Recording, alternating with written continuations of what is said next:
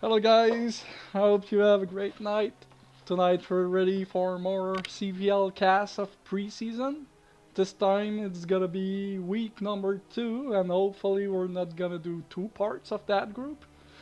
It's gonna be group 39 and I'm gonna show you the people we have in this group.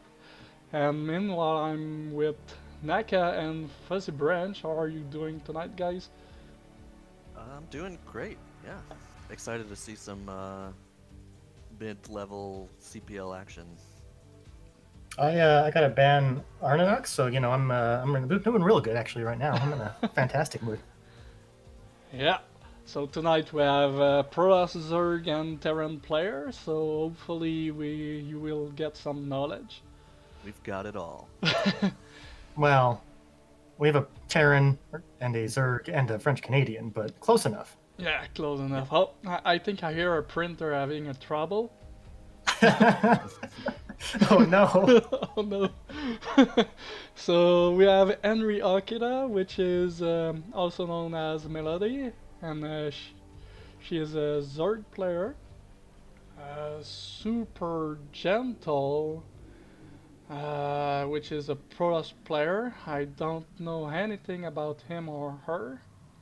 We got ZenoAkoop. For the purpose of the cast, I'm just gonna call him Zeno. Also a Zerg player.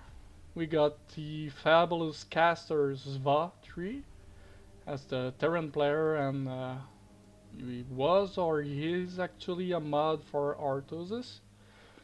And we got Masicko with CWT clan, pros player. All those for Masicko, Zva, and Anri. I know they're a really decent player. What are your thoughts about those players? For sure, I've definitely played against Masicko before. It's been a couple of seasons, but they were really strong, and I know Melody or Anri, whatever they're going by nowadays, has been pretty consistent in playing Brood War as well as Starcraft 2 probably on the side as well still. So Yep. I expect pretty good games from them as well. I haven't actually seen a lot of the others though. I've never seen Zeno or Supergentle, and I haven't seen a lot of Zva play, but I know Zva's been around for a while. Yeah. Yeah, it's good to see new people though in CPL.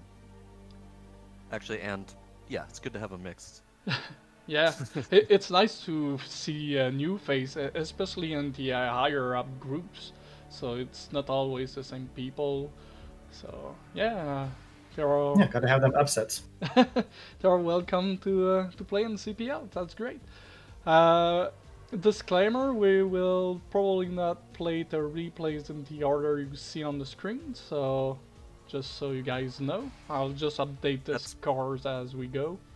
purely Yeah, Escalade's fault though. Yeah, it, blame me for it takes anything. effort, and French Canadians are pretty lazy, so just the best you can. Maybe the Putin that runs into my blood. Too much gravy. Exactly. Turn down your expectations now, everyone. Okay. So, without further ado, we're gonna start with Yeah, our let's do it. Into first the game. game of the night. There we go. You guys can do the presentation. All right. In the top left of Neo Dark Origin, we have Anri Okita, or Melody Starcraft 2. And in the bottom right, we have our Tan Protoss. It is CWT Masicko. All right, ZVP, I think I'll take a back seat on this one. I guess I'll solo cast this since we don't have a Protoss expert here, and I play both races. So, I'm This glad we map's- have you here for the slightly higher group number, though, because, yeah, these players are all stronger than I am, so. I mean, you don't necessarily have to be strong to have game knowledge, and a lot of it comes down to mechanics and things like that. But Well, no, when this will be an interesting map. I actually don't like this map, but it's a very like center-focused map. The entire premise of this map is controlling the center, and I think that does favor Zerg a little bit in the early game, but gives Protoss a really good opportunity if they can get into the late game, because they can start breaking more entrenched positions when they get that late game army. yeah, you're right, and also Protoss doesn't need any build, so we're fine. I mean, as a Zerg player, I gotta take precedent with that. I play Zerg because I don't know what I'm doing, so I just make it up as I go. But I suppose I do okay as Protoss too, so Protoss can also get away with that. Well, the Protoss wall is still important, right, in this matchup? I mean, technically yes, but I don't practice it, and I've never been lane flooded, so who cares? Okay. But yes, no. If your Zerg player is paying attention and does notice an exploitable hole in your wall, and they exploit it, you could just outright lose the game because of one little mistake with your wall in. So it is important to learn the wall ins, but there are high level players. There's a pro player in the North American scene actually who never practices his walls and has lost games like that because he just has a bad wall and the lings flood through. Yeah. So if you don't practice your wall ins, don't be sad. You're not the only person that does it. Yeah. Good catch on the Ooh, probe. there's Yeah. the probe. Nice. Delayed the hatch, but not by that much, so... Yeah, no, that's an acceptable delay. Like, as a Zerg Yeah. player, I would be 100% okay with killing that probe and having my hatch delayed for just that long. And it's not just that, it's the lack of scouting from Protoss' side. Yeah, the killing the probe is the big thing. Alright, Zerg's going to send the drone out. I don't know how I feel about the drone scout since the Overlord is going to get there basically at the same time, so you're losing some eco, but better safe than sorry. It'll get there just a little bit quicker if it is a 2-gate. Going to scout that it is a gateway into Forge, actually. I was going to say gateway Nexus into Forge, but the Nexus is not down yet. So Masicko playing just a little bit more careful. Usually, if you go for a gate expand, you can actually take the Nexus before the Forge. You just have to hold your ramp so the Zerglings can't run past. But he also doesn't have the scouting probe alive, so he can't count how many Zerglings are coming out either. Yeah, Yeah. usually when you block the hatch of the Zerg, they tend to go hard on Lings, so... Maybe that's why he put the Forge before the Nexus. Yeah, I think he's just playing a little bit safe because he doesn't know if Anri is going to be a little ornery about having their hatch delayed or not. Yeah, I think it's a reasonable move. Probably not actually going to work out in this case, just because Anri's getting a third hatch already, no more lings, kind of droning up behind this, but kind of necessary, I think, if you're in the dark. Yeah, this puts Protoss in a kind of bad position. Your third hatchery is not going to finish too long after the Nexus, but the third hatchery in this instance is going to actually finish before the Nexus does. So our Zerg will be droning up 3 bases before their Protoss is even mining on 2. So even though there's a lower drone count, this Zerg's going to have a really strong economy early on and hopefully be able to profit off of that. Small push out here from Masicko, though. I really like this. I hope they don't overcommit, but forcing some more lings at home and then pulling back would be really good here. Oh, yeah. Oh, that's not good. Oh, Lost gonna one. lose one Zealot for free. Both of them, maybe. Oh, nice block. Yeah, Anri's getting some really good blocking here. That Zealot is having trouble getting home. If both of these Zealots die, that could be game ending because there's still no cannon. Yeah, exactly. And Okay, that Zealot's gonna barely make it home. the second one is just starting, so no Right, reinforcement for a little bit. Here's the second, another one. Okay, we are actually seeing a Hydra Den go down, so it looks like we're going to see a 973 out of Anri here, but their drones are a bit delayed. I don't know if they got supply blocked while they were microing the Zerglings there or what happened, but they actually should be starting their Hydra production, like, basically as this is finishing. They're going to be a little bit behind on that, but that's okay. No Sunkens anywhere. Ooh, gotta block that ramp. Okay, yeah, that blocks. I think we've got to have enough lings, maybe. Yeah, 7 Lings versus 2 Zealot. And if, one Zealot's pretty hurt, so yeah. Yeah, and if Melody Oh, Probe's going to get needs- into the vein, though. Probe is going to see the Hydra Den. Hydras are on the way as well. We Oh, got no, they're not, actually. 2 drones. Hydra's speed. 3 Oh, a third drones. drone. Good That's actually scout. really big. Yeah. Good scout, gets 3 drones. I think that kind of evened up the game a little bit more from that early damage that Masicko got from that scouting.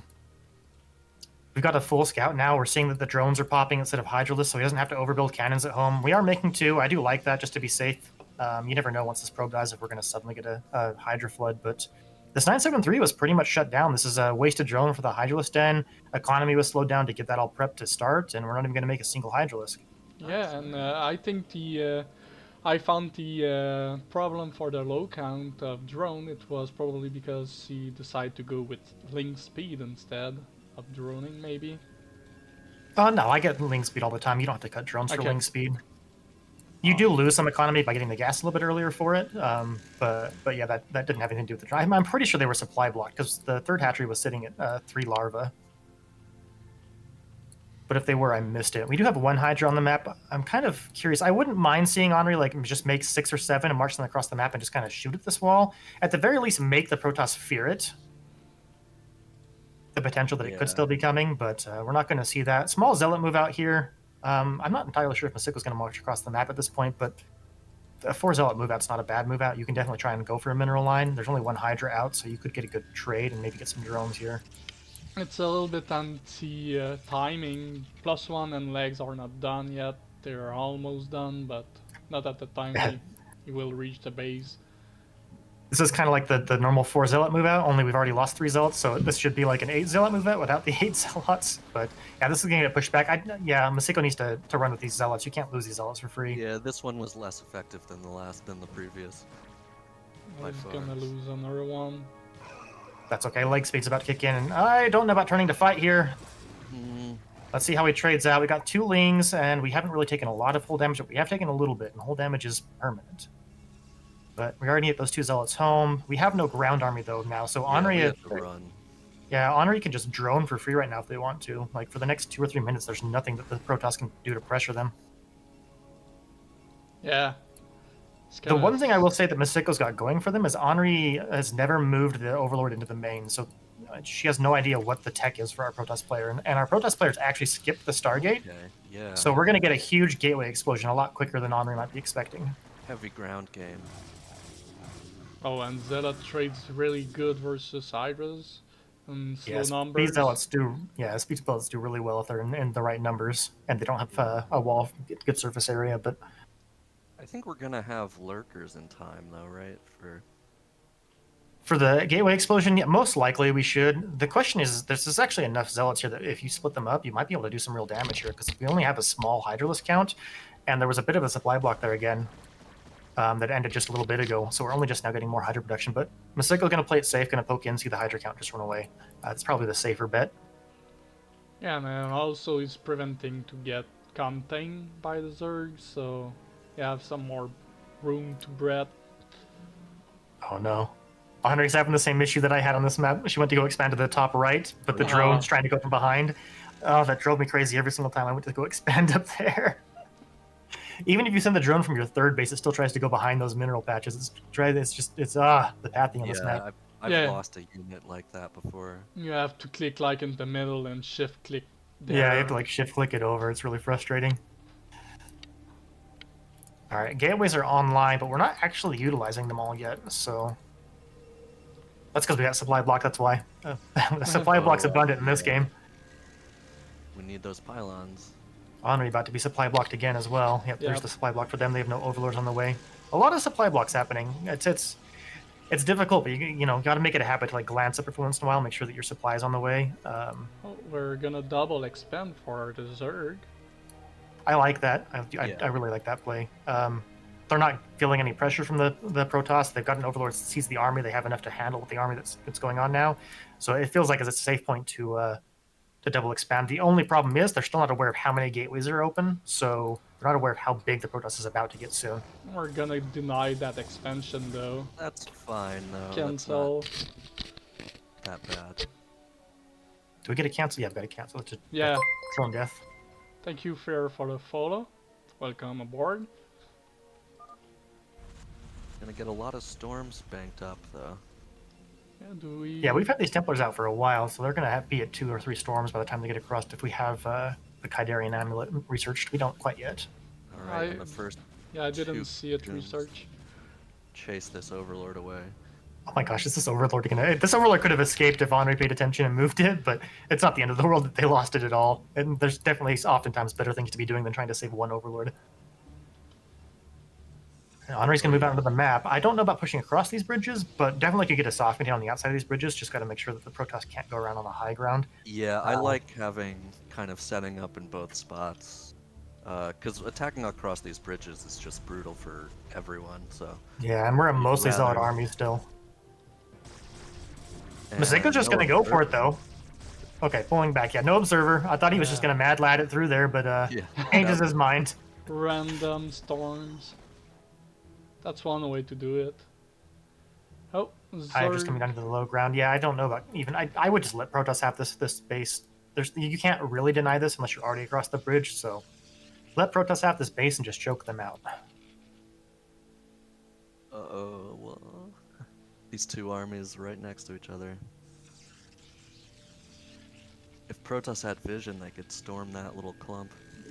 Yeah, the army for Anri isn't strong enough really to hold either one of these positions, but the fear is definitely delaying Masicko a little bit here. We'd also, do we have observers out yet? There's the observatory. We have okay. a robo. Okay. Oh. Yeah, I saw the robo, but no observatory. It's only just barely started. So yeah, it's going to be a while before Masicko can even try to bust up, but that's fine. He's getting his third down. He's not in any rush. Once he gets that third down, he can break out and maybe try and take a fourth or take control of the center.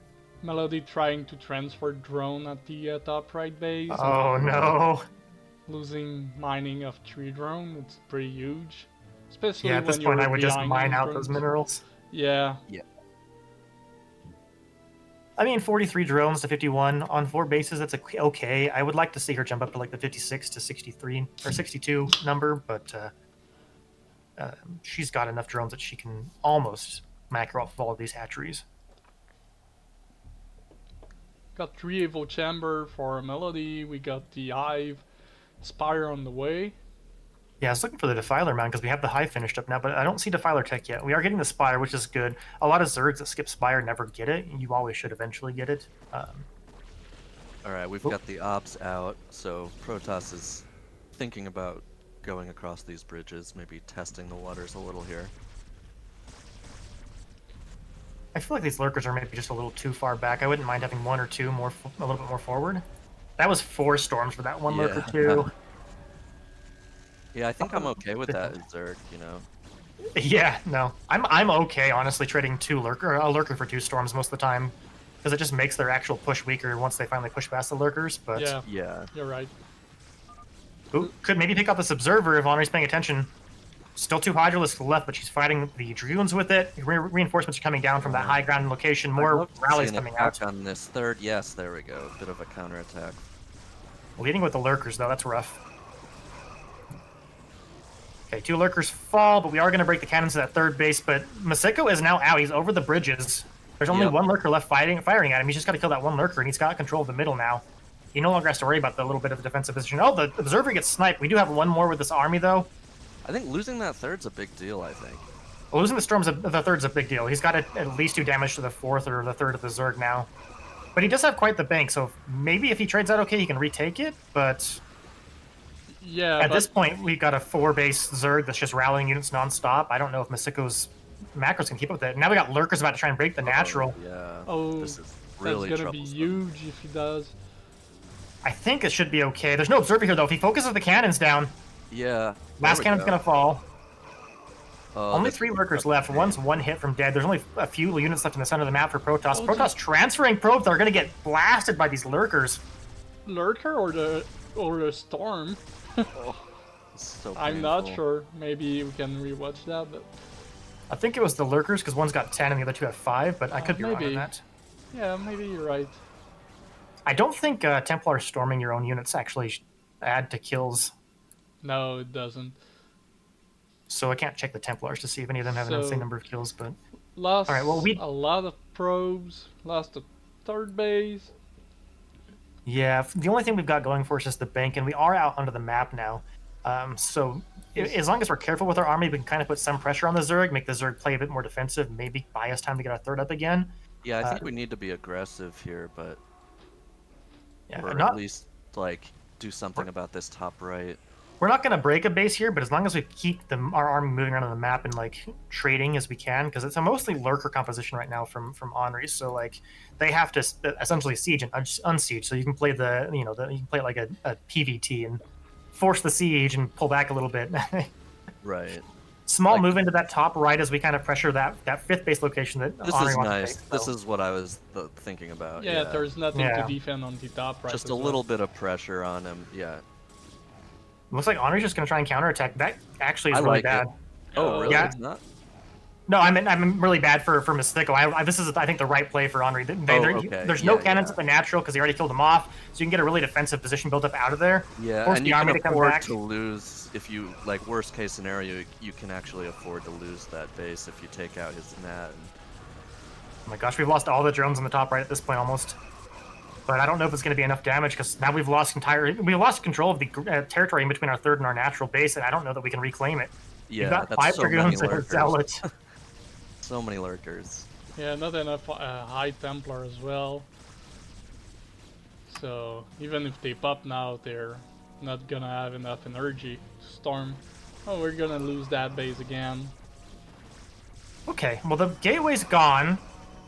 We do have observers. There's nothing here defending these lurkers, and we have dragoons. As long as we get the observers over the lurkers here, I think we can break all these lurkers.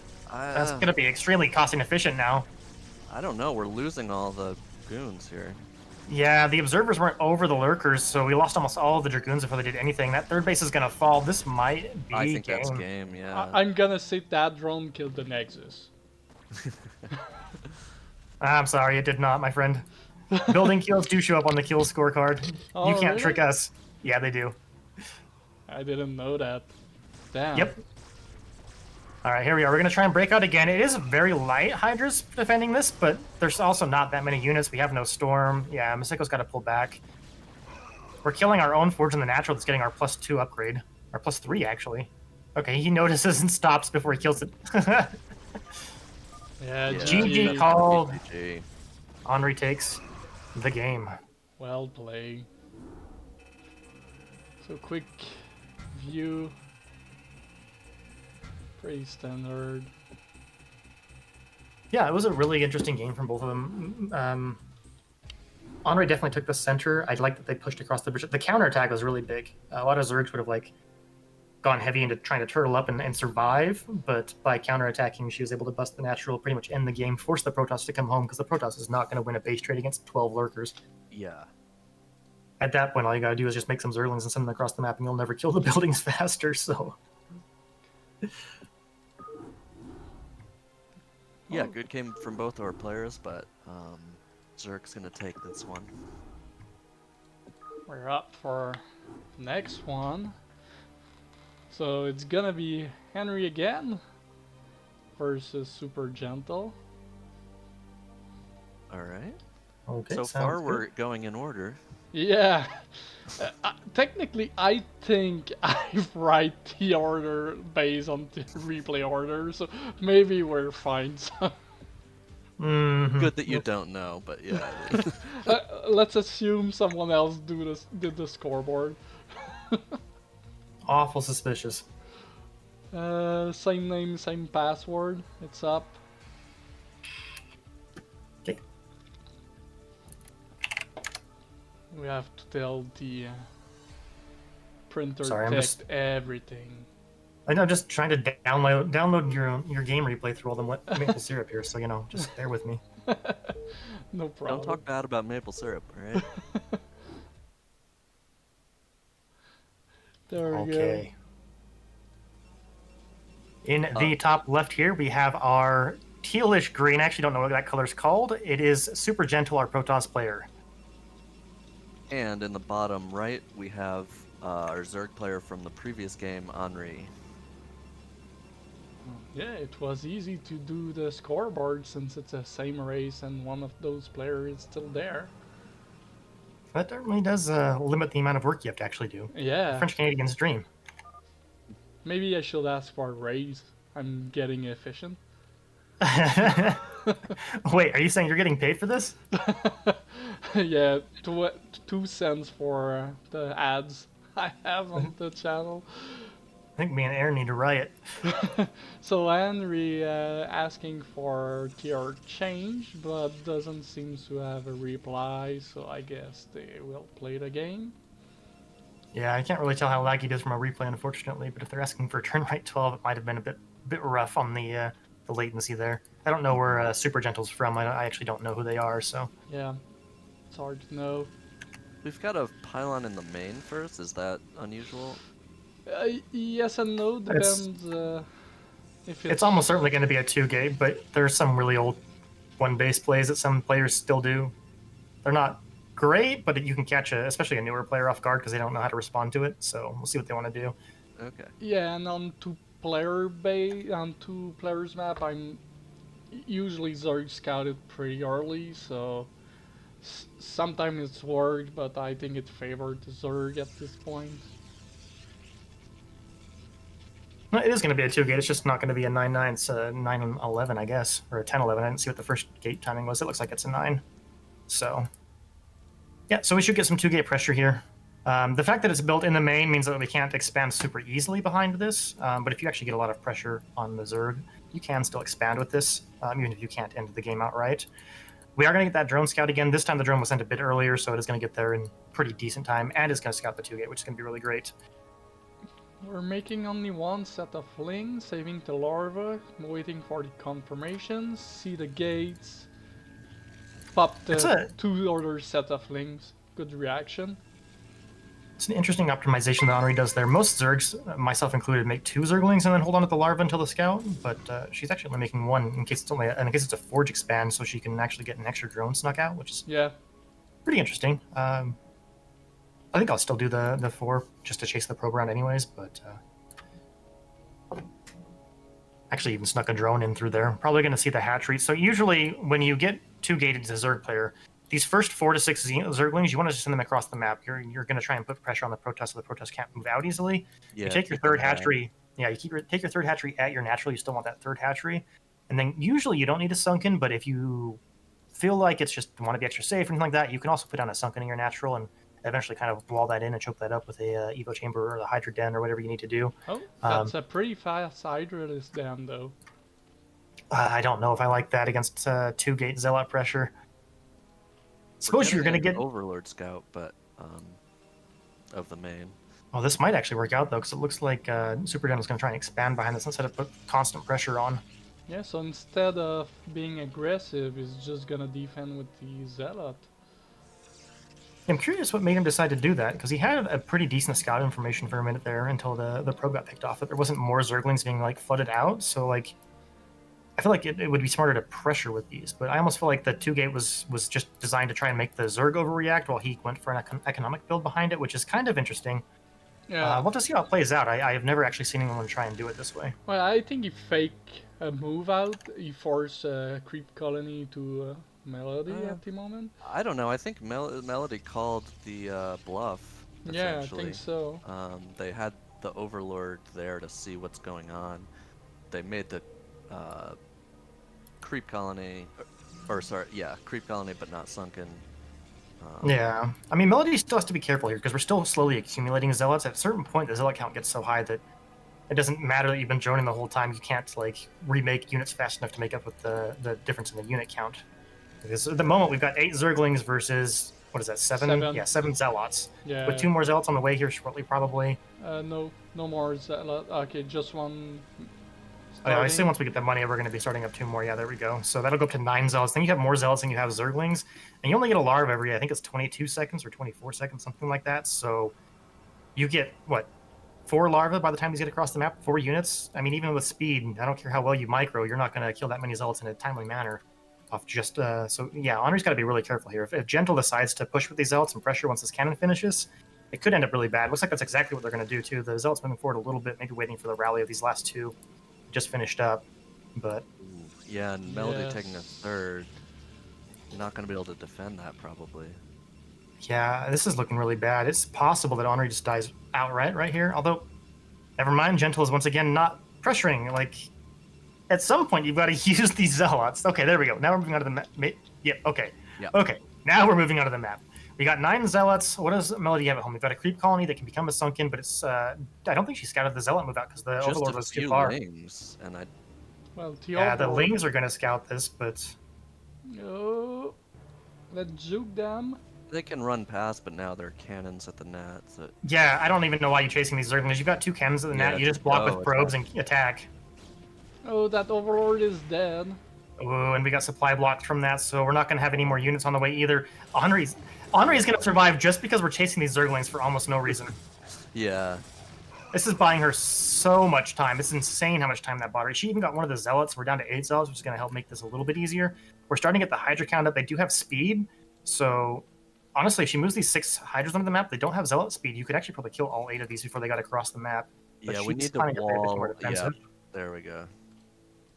We don't have the Hydra count to just kill those Zealots, so... Might No, if we lose. were in the center of the map, maybe. But go ahead. Yeah, we might lose the third once he see the wall and the hydras, and Anri will not be able to defend that base. I'm pretty sure. No, if he notices that the third is up, it should die here. The only way that Anri can actually kill all these zealots is if she met them in the middle of the map and used the fact that she has speed and they don't to micro them. Okay, so we're running away. We're coming back in. Yeah, you just can't fight speed hiders with slow zealots. It's just not going to work. It's hard. I would like him to at least send one over and see if the third is here. At least confirm that's there or not. I was trying to watch their vision, and I don't think Supergentle saw anything. Yeah, no. They did see the corner of the creep at the very end there, the last little pip of the zealots move away, but I don't know if they actually noticed it's like a one tiny little corner. Okay, so we're making more cannons to make sure. Yeah, I don't know if I agree with these cannons either. He saw the Hydra count. I mean, he didn't confirm the third, so I guess he doesn't know how many hatcheries the Zerg's on. We got just a massive Zealot count. Once those Zealot Lake speeds finish, though, if you push across the map then, that kind of gets rid of the advantage that the Zerg has. We still have a pretty open third here. This third base has no SimCity at all, so there is still potential here for Supergentle to do some real good damage. We've got quite the saturation of probes in our main. Maybe transfer a couple of those down, but our natural's looking pretty good too as well, so actually not super necessary. Alright, we got lurkers on the way. Yeah, with those lurkers, this zealot-only composition is no longer really a threat on the map, even once this lake's piece finishes, so... The super fast lurkers, I like that from Anri. I think this is a reaction to the fact that they saw mostly zealot-based composition. Usually you wouldn't get this quick, because this is cutting into our ability to drone and get a 5th hatchery down. But I like it versus what's coming down the map right now. Damn, there's Two a lurkers. lot of zealot there with speed legs.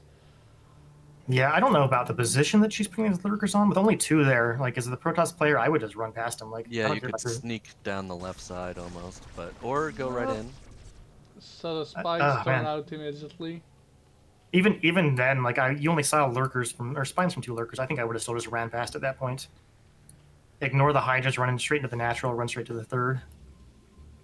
Yeah, and we're gonna go home. Yeah, very passive play here from our Protoss player. Looks like Anri's going to try and take the top right, kind of a hidden 4th base. Yeah, there it goes down. Oh god, what a play! Using Protoss ladder strats against the Protoss player.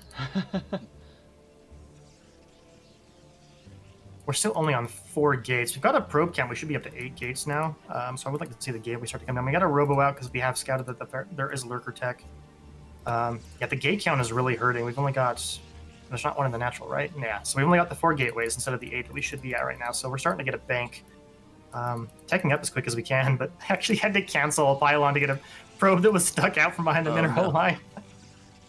Not the end of the world. It's like, what, 20 minerals, 25 minerals, so... Not a big deal, but still. Yeah. More cannons warping in. Gentle being like super passive here. They've got the army advantage. They've got the ability to pressure. I feel like this is just a position that they're not like comfortable playing from. Maybe. Maybe. Yeah. I mean, we're adding more gates now. Yeah, going up to 7 gates. Need to get 1 more gateway down, and probably take our 3rd base behind this. If you're going to play passive, you should at least try and expand with it. Yeah. You know that the Zerg got early lurkers, so they're going to be a bit more turtled up. They're not going to have a massive hatchery count to like really punish you with Hydralisks. So this is a perfect opportunity to try and take your 3rd and secure it. If they try and push across the bridge with the lurkers, you've got Stormy Boys. You can run the Zealots on them and slash them down every time they unbro to move. Like you have some play here. So I think trying to take a 3rd would be the right play here from Supergentle. Yeah, or use this army a little bit. I think. I mean, realistically, I'd much prefer the army to be on the map and pressuring things. But like, even if you can't push into a location because the lurkers are behind it and you're scared to push in there, even just being out on the map and across to the bridge from those lurkers and the Zerg seeing you there is going to put a little bit of pressure on the Zerg and make the Zerg a little bit more unsure if they can drone safely or if they need to make units. Mm-hmm. Yeah, we're up to 59 probes now. Still making probes. Probably want to stop at around 62, and we really need to take our 3rd base. We're so oversaturated on 2 bases. We're about to take the 3rd Nexus, I think. Yeah, that's looking like it. 2 probes better than 1. I'm honestly surprised at how passive this game has been with the Yeah. explosive, like starting with a 2-gate into like 2 extremely passive players on both sides. It's not usually what you see out of a 2-gate game. And both players, like turtling, and no reaction from both sides. I think Zerg's trying to figure out what's going on. Yeah, I think Zerg's a little bit confused as well, because this isn't usually what you would expect from Protoss plays. That doesn't mean it's bad by any means. Don't take that as me saying it's bad. It's just not, the usual what you would expect out of a Protoss player with the kind of game that you've had so far. We are going to have to kill some of these cannons to get these Dragoons out, I think. Oh, wow, they somehow actually didn't derp there and actually pathed around them cleanly. I am thoroughly surprised. Still going to kill one of the cannons anyways, but... Probably for the best, yeah. Yeah, I think it's better that way anyway. You get a rally of 8 Dragoons coming out at the same time. It's probably not going to go as smoothly as it did the first time. Hello, Maxa. So, man, the army supplies though 164 to 113. Like that's so scary. Yeah, this Protoss ball is quite large. Yeah, the Zerg. You would expect the Zerg to be down in supply, but that supply difference is like that's pushing it to be able to safely hold against that Protoss ball. And Zerg is about to hit the magic number of drones, so she will be able to just make army non-stop at some points. Yeah, we also getting the Defiler mount out this game. We do have double Evo. I don't know if you have a third. We do have a third, so we're getting all 3 upgrades at once. So we're going into full-on late-game Hive tech, which that's also scary for the Protoss, especially with how clumped this ball is. Like, Anri knows this ball is here. If she gets a Defiler out and goes across the map with 1 plague, would hit like 90% of the army. Yeah, that would be like a 2,000 damage plague or something. Insane value. Anri taking a 5th behind this, so our Protoss player on 3 base probably want to take a 4th. It's okay to let the Zerg to be 2 bases ahead of you, but you don't want them to be 2 bases ahead of you for too long. All right, this could be it. I think we're mobilizing. We are mobilizing. We have 2 extremely weak locations, but we have 0 vision from Supergentle. Even the observers weren't moving on the map to try and scout what was going on, so I don't know if we know that this top right base is there. I don't know if we know this 4th base is taken. And trying to push across these bridges, yes. That's suicide. Yeah, Especially I was going to say, like, we violence. could easily kill these top right bases, but I'm worried that Protoss is Zerg going is moving out at the attack same across. Zerg's moving out, though. Oh, okay. Gonna instantly burrow some of the lurkers right on top of all the zealots. So that's actually a really massive burrow. We're gonna lose all of these, but how many zealots are gonna fall from the meantime? Almost all of them. More zealots rallying in from behind the army, though. How many storms do we have left? We've got 2 storms left. And now we're in a pretty good position for Protoss. Yeah, we have no more lurker. I still don't know about pushing across these bridges, but getting rid of all the lurkers, like, you now have free reign to do whatever you want on the map. Go look at all the other bases that the Zerg could possibly have taken. You can kill all of them for free. We still have 2 storms, I believe. That's 3. We have 3 storms, actually, so... More lurkers are being morphed from Anri here. Oh, 2 are popping. Yeah, you still, like, even without the lurkers, I don't think you can push across this bridge. Okay, we are moving towards the right-hand side. This is the right play. Come up here, bust this. Hopefully scout that top right location as well and break that. Like, neither one of these can be defended by the Zerg. And at this point, like, I wouldn't even be worried about the Zerg trying to flank you. You do got to worry a little bit about a counterattack, but, like, if the Zerg tries to flank your army, all right, I'll just push into your 3rd then. All right, lurkers at the top of the high ramp are going to be pushed down. Storms going down in the army. 2 pretty good storms. Last one's a little bit miffed, but still decent damage. Enough, I think. Yeah, the Hydra count's pretty much almost not existent at this point. Ling's coming across with more lurker support coming, but... We've got observers, though. Oh, no more. That storm! Yeah. Storming our own zealots and observer and not hitting a single Hydra. We do have 1 observer left. So that's going to be it for Anri's army. We have Defilers up, but we don't have a... You gotta kill this base. Get up there. I think Anri needs to let this base die. She keeps coming. She keeps rallying units in here. She's going to lose her army. I think we sacrifice this base. We have a Defiler now. Okay. We do have a Defiler. If we have Plague, I wouldn't mind seeing this come up to get a Plague off. We don't even have energy for a Swarm. Yeah, I think we pull back here. You let this base die. You try and make sure that they don't break your 3rd, because you can't save this base. You just hope that top base doesn't get scouted. And yeah, exactly. Supergentle was trying to expand up there, so now we got probes dancing back there, but they haven't made it up quite yet. Same so the map problem. saving Anri right now. Gosh, I hate this map, man.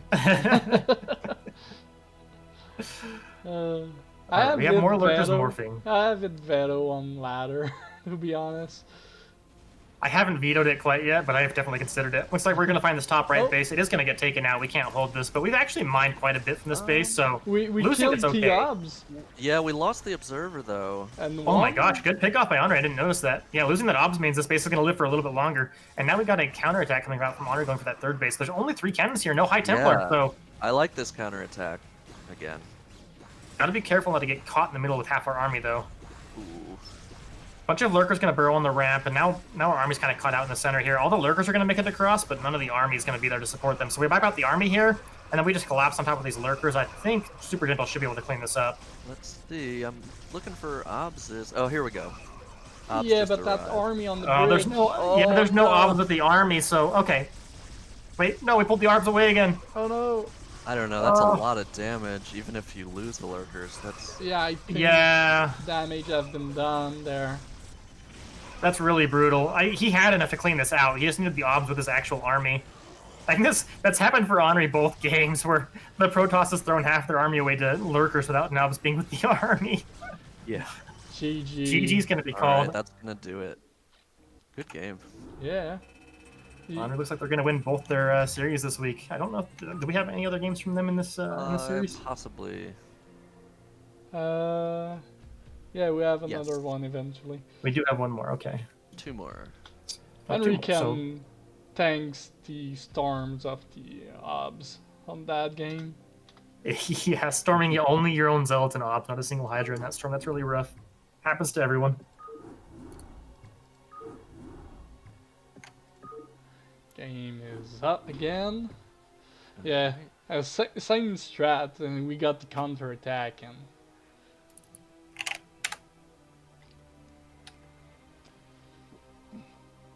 My goodness. Your internet is slow as molasses, my friend. There we go. This is why we never play together, otherwise CPR would be Yeah. awful. You know, you're 2 hours behind, so you live in the past. It takes time for the internet to go there.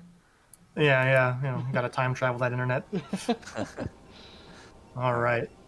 In the top left corner, we have our green Protoss Masicko. And in the bottom right, it is our blue Protoss Supergentle. Supergentle gonna have to try and redeem themselves after that last game. I thought they had that one, but it just goes to Had show you, Brid Wars. opportunities. Yeah, Brid Wars, the kind of the game where just like one mistake can really snowball real quickly. So PvP this time, we'll see how Gentle's PvP is. Honestly, I thought Masicko was a Terran player for some reason, so it keeps throwing me off seeing him as a Protoss. So PvP, our first of the day. Thank If you. only we had a Protoss here to tell us about this. Thank Yeah. you, Chad Terran, for Sorry, the one follow. sec. I gotta step. Usually it's either you go 2 gates or you go tech, or you can do some kind of cheese. It depends on what you do. At the moment, seems like no proxy. I mean, usually putting your pylon on your base does mean no proxy from either side, so I think that's a safe assumption. Well, even- eventually you can, if you're really cheesy, put a proxy robo somewhere, so I will not cross the proxy from my list. All right, let's see. Both players are making probes behind this, so we're not going to see any 9-9 Okay. 2 gates, but we might see a 9-11 Both 2 gate. both players scouting after the gateway. Yeah, it looks like they're probably both going to go into tech. We got gas coming Oh. up for Masicko. No gas from Gentle yet, though. We're gonna go with the 2 gates for Supergentle. 9 and 12 was our gate timings, so we do have the 2 gate versus the tech play. I personally prefer to tech when I play PvP over to the 2 gate opening, but Well, it sometimes a depends. good player can really ruin you as zealots. Yeah, you only need 1 zealot into mineral lines and not getting denied, and you deal enough damage while you lose the other or third. Yeah, So but you see, you got to remember, I only play Protoss in the Chat Star League, so those Yeah. are all like D-level players, so I just out-micro them, especially Ponger. yeah, Ponger. Yeah, Hello, it's BR. not too difficult to out-micro them, so. Probe chasing a probe, we're just going to aggressively attack the enemy's probe and chase it out of its own base. Oh, we got a minor pylon and blocking. Oh man, that's a big mana pylon too. There's 3 probes trapped behind Yeah, that. there's 3 probes trapped there. It's huge. They should attack the pylon though. Yeah, you at least need to attack with the probes that are stuck behind it, if not anything else. Yeah. They're not doing anything, so either attack and... Yeah, the Manor Pylon, once the Zealot's out, it's you usually want to cancel it, but if the Zealot isn't out yet, like, this is so valuable. The 100 minerals you wasted, they're going to lose a lot more than 100 minerals in lost mining time, and, like, yeah. probes are going to try and go around the mineral package to mine from the back. Plus, we got 3 probes trapped in there. Usually you only get, like, 1 probe trapped in there, And if at all. 2 if you're lucky. 3 is the jackpot. Ooh. That was so much lost mine time. That was extremely valuable, that Manor Pylon. And now the Zealots aren't going to be across the map before our first Dragoon is out, so this single gate into tech is going to really pay off for Masicko. We've already got a shield battery at the high ground, so we can hold the ramp with the Zealot and just blast down the Dragoons from there. We're going to chase this probe out. Actually going to get the kill as well. Second gateway coming down, and then from here we'll have to see what tech Masicko wants to go for. If they want to go for the Robo, if they want to go for Templar tech. Can even expand now at this point, but if they're going to do that, I think they need to get the Forge so they can be safe from potential DTs. Gotta be a little careful with this goon, though. Yeah, this Goon getting some damage, but Dragoon's pretty fast units. And you might be able to actually trap him on the bridge if he was thinking about it. Alright. Oh, yeah. Not thinking about it. It looks like these are just A-clicked across the map. In fact, I don't know if he's even like paid attention to them yet. Yeah, but... Ooh, well, The there Zealot? might be. Not in range of that shield battery. I can almost guarantee it, so we might be able to bust this ramp, actually. Yeah, he might be able to. Yeah, Masicko gonna pull back. Oh, we gotta use the shield battery! Oh, no, that's not good. Actually looking pretty good for Supergentle here, possibly. Yeah, we're gonna lose one of these Dragoons. Oh, come on, turn the Zealots around. We get a partial heal on the shields there, but that's not even a full shield. They might get trapped back there a little bit. Okay. We need some probe drills. Yeah, what you do here is Supergentle is you just A-click 1 Zealot onto each Dragoon, and you send the rest in the mineral line. Yeah. It takes 1 Dragoon forever to kill 1 Zealot, so they gotta dance back for so long while they're trying to... Yeah, like what we're doing now. We've got 2 chasing these 2 Dragoons, we got Zealot in the mineral line. It got picked off by the probes, but look at all this lost mining time. We've lost probes. We actually lost a Dragoon. And we're Good use of the shield battery there. But Zealot damage is... Then that goon is trapped, I think. He's just eating up all the shield battery to survive. Okay. Groon is going to get out of there. We've got 45 energy left. There's all the Zealots are dead, but we have 2 Dragoons on the opponent's side for 2 Dragoons on Masicko's side. Oh, and Masicko's Dragoons are damaged, so And a Supergentle's 5 looking probe. really good. we're getting 4 gates for Super Can you even afford 4 gates on 20 probes? I think you could afford 3 gates. Maybe if you went like 1 Dragoon, 3 Zealots, maybe you could afford that. But then you'd be like banking extra gas. So maybe We have the worker advantage. I think it might... There might be a timing window where this works. Yeah, no, if he gets across the map, especially because we're getting an expansion, the Robotech's only just coming down. Yeah. If we start moving across the map on this next rally, I think we bust this natural at the very least. I'm not Masicko actually... sure about Masicko going at the natural of Super Yeah, this makes me really worried. Don't go up the with ramp. only yeah. 2. I mean, he's got 2 more coming. 4 on the low ground, you can get some free damage in the Dragoons as they're coming out. If he plays it right, maybe he picks off a Dragoon and then runs away without losing any. But, oh no, don't. No. Okay. It's a dangerous game. I don't like it. Yeah. Oh, we're gonna expand behind that. We got the Yeah, if he's gonna do Robo. this, he at least needs to put the Dragoons in a position where they're hitting things as they're coming down the ramp. Yeah. In the big arc and sit there. And he doesn't have the army to actually fight this. I don't mind this. Have range. Oh no, he doesn't even have a range. Supergentle has range and Masicko does not. So. Oh god. That's really bad. That could have been a good play. Snipe 1 Dragoon as they're coming down the ramp and getting all shuffled up on each other, and then just run away. I think But he forgot to upgrade when he was attacked and lost it. I think so too. Lost Based on the track fact that of his build, so... it like started as soon as the attack started, and he realized, oh my gosh, my Dragoons don't have range. Seems Yeah, and like he's a gonna mistake. cancel the Okay, natural. that's good that he at least got the cancel on. He's still got the shield battery on the high ground. We have a shuttle out. We don't have a Reaver started quite yet, though. Are we supply blocked? No, yeah. We are supply blocked. Yeah, supply block. And we're gonna lose this? Oh, Oh, no. we're gonna be double supply block. Oh no, we are only making 1 pylon in the main too. If you get supply blocked, always double make your pylon, your supply depot, your overlord. Always make 2. Because now, if you...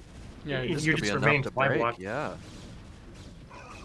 Yeah, Supergentle just forcing his way up the ramp. I think he's got enough Dragoons to do it. There's only 1 shield battery. Most of the energy was already gone. No Reaver. Yeah, no more That's energy enough. on that shield battery, so...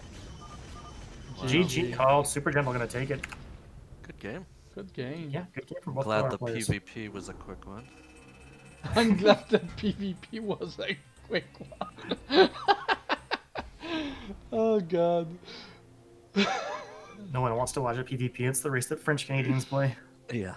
You guys Just are... a clown race. No, I'm joking. I mean, at least none of them threw cannons in each other's mains, so we know none of them were French Canadians. So at least that's something. Yeah, that was fairly upstanding from both. Yeah, it was a very honorable game for Protoss players. No DTs. That's a little weird. Yeah.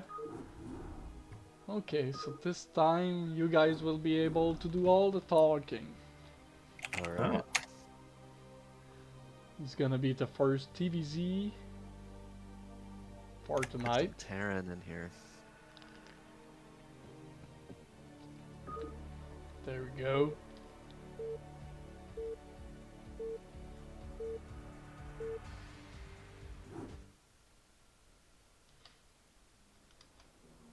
I like that in chat. We had someone say, PvP, I'll be right back.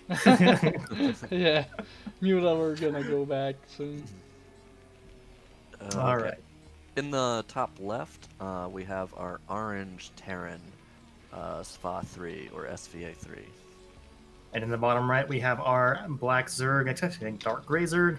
It is Anri Okita. All right, new matchup. ZVT. Anyone actually even play this matchup? Does anyone care about ZVT? It feels like it's a dead matchup these days. Yeah. J-Dong and Flash don't play in finals anymore. No one cares. Yeah, it's not like the box art or anything. Or yeah. In all actuality, you could take Protoss out of this game. I don't think anyone would even notice. Yeah. Well, Shimmer do very much. All right. Okay, We're we have gonna Barracks get on the low eight ground. We are racks. going to get the 8 racks, yeah. Let's see if Anri wants to go for the 12 hatch. 12 hatch is still super common, even though 8 racks is the meta right now. Like, as long as you don't lose more than like 2 or 3 drones, you're okay. Yeah, you can defend it with drones. And You realistically, if you lose no drones, that's probably a little bit favored for the Zerg. Yeah, if you lose 1 or 2 drones, I think it's about even, and then many more than that. Yeah, I think 2 is even, and 3 is good for Terran. Yeah, you don't want to lose more than 3 drones. That's the best I can say. Yeah. And it's a really difficult dance because a lot. There's... Oh, sorry. Go ahead. I was No, just go gonna say we're not going 12 hatch, so I think. Oh yeah, we're not. Interesting. I wonder if that's easily intentional. deflect this. Yeah. We went overpool. Anri may be running into a lot of the 8 rexes on ladder, maybe opting for over. I still don't like overpool and ZVT even with this meta personally, but it's a perfectly valid build. You can actually even do this as a normal build, even if 8 rex isn't common. You just get your mutas out quicker. Assuming that Anri's even a muta player, you don't have to play mutas. You're kind of handicapping yourself if you don't play mutas, but you don't have to play mutas. There are other options on the table. You can do Lurker Queen, you can do Lurker Ling, you can do Lurker Defiler, you can do Hydra Lurker Defiler. You got a lot of options on the table. It's just about surviving long enough to get to them, and that's where the mutas usually come in, is to keep you alive to those points. Ooh, I like that from Anri. I don't know if you were catching that on the cam, but he moved up the Zerglings and let the SCV attack before he attacked, or she attacked, I mean. So the SCV doesn't automatically run away from the Zerglings. But fortunately, he's all paying attention and pulled it away pretty quick. Good SCV pick. Yeah, losing the SCV that quickly is really bad. The fact that we stuck out of the overpull, though, we've got the wall in here. We've got rings on the back side of the wall. We should be okay. And honestly, I feel like this is probably a decent position for our Terran player.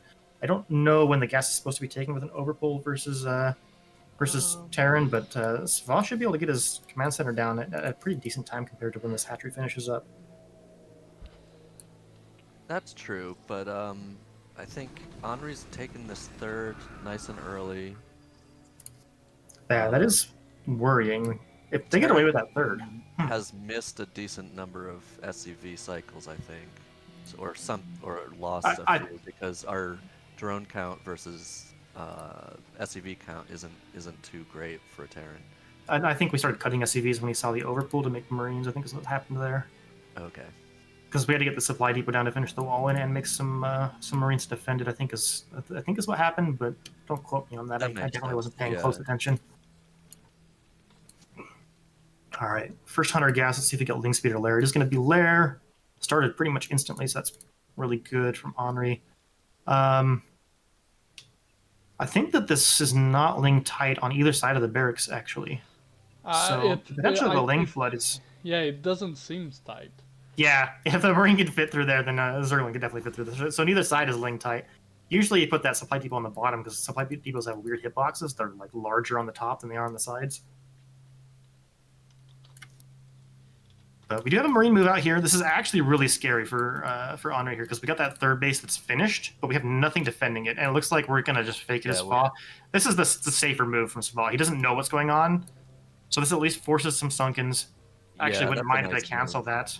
But, yeah, I wouldn't mind canceling those Sunkens now that we see those Marines have gone back. But yeah, it's okay to let them finish. But good move from Terran just to force take it to that's -2 drones. Yeah, we know the Lair's on the way. Oh no, I would have really liked to see the Lair finish. Is it gonna finish in time? No, Vision went out before the Lair finished, so we don't know the Lair's timing for when it finishes, but we know at least it's on the way. Okay, we go with Hydra this down. Oh, we're going to Hydra play. Okay. Yeah. All right. So that Lair was pretty fast for Hydra play, though. Well, Hydra Lurker. Well, we haven't taken our second gas, so I'd be surprised if we're going Lurker with this Hydra Den. It feels to me more like we're going to go for Hydra play in this matchup. But we also don't have any Evo Chamber, so I'm actually just really confused right now what Anri's plan is here. We have no medics at the moment. Academy only just barely finished. It was really delayed. Engineering bay is on the way. And but we are are really struggling for minerals, I think. Yeah, I mean, the drone count is 24 to 24. That's not where you want to be. 530, you should be harassing with mutas right about now, which means the Terran should be around like 32 to 36 SCVs to like 22, 24 drones. I guess maybe it's more 32. 36 is probably a bit high, but... Well, we're going Lurker. It is going to be Lurker. Okay, we are taking our second gas. It is a late second gas for Lurker, but I guess we were low on drone count until just a minute ago. We started droning heavily. Oh, so. We scout the main. It's a little scary, actually, because Marine Medic could probably get across the map before Lurkers are ready. Oh, 100% they can. We've got Stim done now. We've got Medics out, so we can push across the map and we can delay. Like, this is going to have to be a turtle Lurker play at this point. We can't... Usually, if you're going to skip mutas and go for Lurkers, you want to get Lurkers across the map to either break the Terran wall, or if you can't break the wall, you put them outside the Terran's base, and you expand behind it, because the Terran can't get onto the map. But now the Terran has full map control. And could at least, like, get over at this third and damage that, but... Yeah, I think it's going to be Hydra Lurker and go into Defiler once we can get to Defiler, so we're going to try and survive with the Hydra Lurker until the Defiler tech. Because we're making a ton of... We're making more Hydras than we can afford Lurkers, for sure. So if you were going to use your minerals for combat units, you'd use them for Lings and make just enough Hydras to make Lurkers. But we're still making Hydras, so... Okay. I think that's what we're going to go for. Scouting T-Natural, C2 Songs, and C the Hydras. Alright. I wonder what they're waiting... Might be waiting for range to move out. I don't know. I feel like he should move out and just, like, even if he doesn't move across the bridge, at least be out on the map, because he got the scout off now, so he knows when the Lurker timing is, but up until now, he didn't know if Lurkers were already moving across the map, because when he scouted the main, the Hydra Dome was already done, the Lair was already finished. And it looks like Anri's going to try and take a fourth. Like, Anri's bases are so undefended right now. Yeah. Oh, we're going top right again. Terran, he started making it. I thought he started making it at the normal fourth base. So did she cancel it and then go up there? All right, Lurker's moving forward. We're going to catch the Marines in the middle of the map. Oh, Spot! Oh, no! Okay. No, don't go That's there. too late. Yeah, we've lost too many Marines. We can't do this anymore. So now you got to pull back, get in front of where these Lurkers want to go, and don't let these Lurkers move anymore. Actually, we're going to go straight up for the counterattack, but do we have Lurkers back home? We have one on the bridge. Oh no, Sval once again not paying attention to his Marines. This is bad. Okay, we're going to get one Lurker here, but the rest burrow. Yeah, just run past them now. But we're down to 4 Marines left. This Lurker's going to burrow. Medic's pretty good, so all 3 of these Marines should live. And we might get some drone kills here. It could have gone worse for the Terran, but it could have gone a ton better. I was gonna say, yeah, that could have gone a lot better. It's a micro Drones again. fighting With the Marines. drones. Yeah. Medics are pretty good, man. Yeah, they are. Only if they're healing, though. Yeah. Well, we get 4 drones. It could have, you know, at least you got something. Might get a 5th. No, just really not going to. Yeah, amazingly well considering. Yeah. We've got 3 bunkers back at home. Do we have any turrets at the front? We don't. Do we have our start port on the way? We do have starport. Do we have... We don't have our science facility yet, though, so we're not going to have science vessels out. We're going to How many get scans? tanked, so probably thinking about a tank push. We have no scans banked. No, that's the correct play. If you're seeing lurkers with no mutas, you go tanks. We only have one, and second one about to pop. Let's hope Sava's paying attention. Okay, we do save the medics and the marines this time. These bunkers are empty. A nice contain setup here. Well, and that's the thing, is it's not really contained. The tank's already out. It's trapped at the moment, but... Yeah, but it's also limited by scans right now. Yeah, and that's true. We have used a lot of our scans already. We're about to have 3 in the bank. And you can just unburrow and move away, and, you know... We don't have much of a marine count either. I was going to say, usually in that situation that'd be fine, because you force the unburrow and then you chase them down with marines, but our marine count's actually pretty low. Okay, science facility is now on the way, so we're probably going to wait for our first vessel to come out. We're getting dropships behind us, so we're probably going to see some drop play. That might actually make this top right base get scouted. Did the vessel already come out? Or... No, the science facility is not done yet. We've got 2 I see. Okay. dropships queued up in the starport. Yep. I don't know how you feel about that scan. That's a risky scan, but we are going to at least get the lurker. Yeah, losing but 2 marines for a lurker is okay. Yeah, and we lost like 2 or 3 before that on the same lurker. Both the medics are in the bunker, so then these marines aren't getting healed. Oh. There's a lot to do in Brood War. Yeah. So many things to easily miss. A little bit of an over transfer from our third base, but that's probably okay because we've got 2 hatcheries there, so we actually redraw on that location pretty quickly. Oh no, the drones that are popping out. Going forward, trying to make a missile turret. Pushing forward to the missile turrets here, I think, is probably the better play. We do use another scan to put these lurkers back, but that gives us 1 scan left. We don't have the science vessel on the way still. The facility is done, but... Yeah, the science vessel is so far away still, it feels like. Meanwhile, Anri's just been droning like a madman. I mean, she's able to. She's got 5 lurkers. 6, 7 were total, but we've lost 2 at this point. Yeah, it's gonna take forever. Can't do anything. It's gonna take forever for the Terran to push out like that. Do we have Hive Tech yet? We do have Hive Tech on the way. Probably a little bit late if you were going to go for this kind of a play and do a rushed Lurker Defiler Hydra. Trying to take our third. I think we're going to have to see what happens with the double auto ship. Oh, that could turn the game. Command center go down? Yeah, that's command center's dead. On the third, that's really painful for Terran. Yeah, that command center's dead. That's really, really bad. We only have 1 factory as well, so if we get Defilers out, we're not going to have the supply or the siege tank production we need to really combat this composition. We've got dropships moving out, and I don't think it's spotted by Zerg. So we'll no, see. Zerg didn't see it. I'm looking to see. They're not going to go high enough to see that top right base either.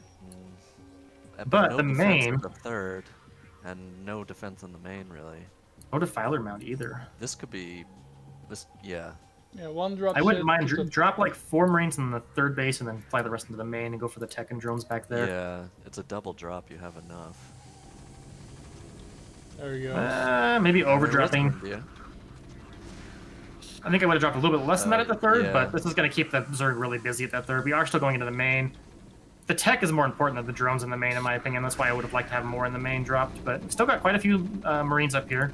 If we can deny that Defiler mount and delay the Defilers, that'd be really big. But Hydras are going to come up here and that's clean this not up. actually getting as much done as I had imagined.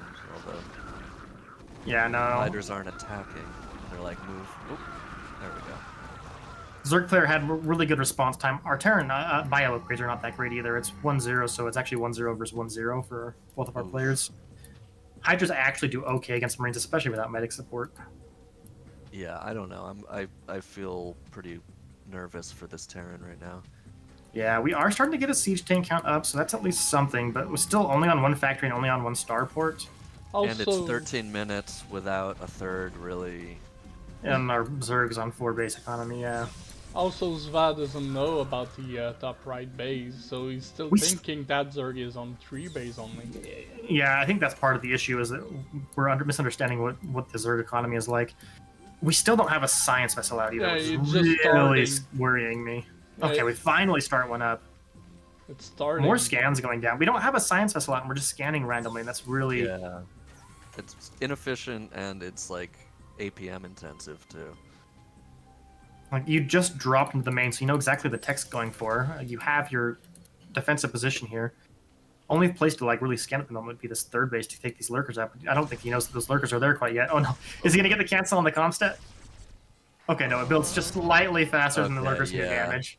And then the tank should make quick work of those. Okay. I think those lurkers paid for themselves in full and more, though. Just denying that for so long. Yeah, 100% they did. We got defilers out on the map now. We aren't eating hydras because we didn't make any lings to eat, but that's still okay. Anri's in a really good position.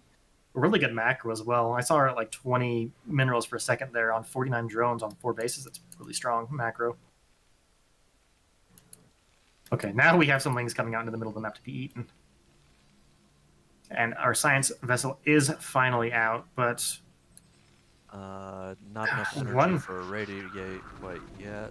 Yeah, one science vessel against this many lurkers, this many defilers, they're already across the map on front of your base. Like, this is looking really bad. And Sfa's gonna bypass the bridges and go around on the left. I kind of like this move on this map. I do as well, but like, just bring one defiler down here, and this marine force isn't going anywhere. Yeah, and here comes the defiler now. I wouldn't even go for the plague or the anything right. Yeah, no, I don't. I think you just save it. Oh, We're gonna try to move the lurkers up. You finally spot the fort, top right. Oh, yep, finally scanned that, but nothing you can do about it anymore. Do we still have those 2 dropships? Did they make it out alive? It would be nice. I mean, you can mine out the back alleyway behind your base and just march them in that way. And yeah, that's true. You could do defense. That. Oh, okay, we're on 3 science vessel. Ooh, just barely keeps it alive. We're on 3 gases now, so I would really like to see at least a second starport go down, if not a second starport or a second factory. And we now have the fire bats underneath the dark swarms here. I like that he's getting fire bats. But our upgrades are still really, really bad for Terran. We're on 0-2 upgrades for Terran. We are getting tank upgrades, I think. I saw an army earlier. Yeah, we are going to get tank upgrades as well. I guess we are a little gas starved, but you could definitely afford a second starport at the very least. Yeah.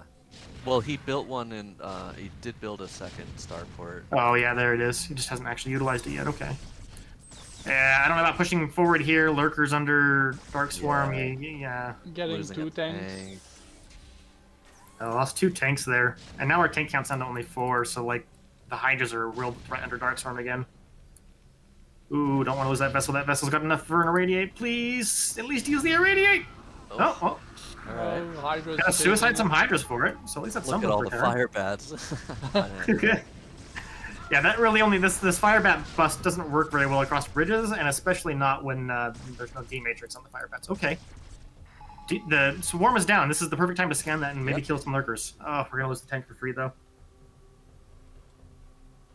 I don't know. This is real tough for Terran. We don't have enough splash damage, and we don't have enough radiates or siege tanks to really push anything. Yeah, we did get an irradiate on 1 defiler, but yeah. I mean, Anri's got 1,200 gas. Defilers are free right now. And the supplies are pretty even with Favor Zorg, so...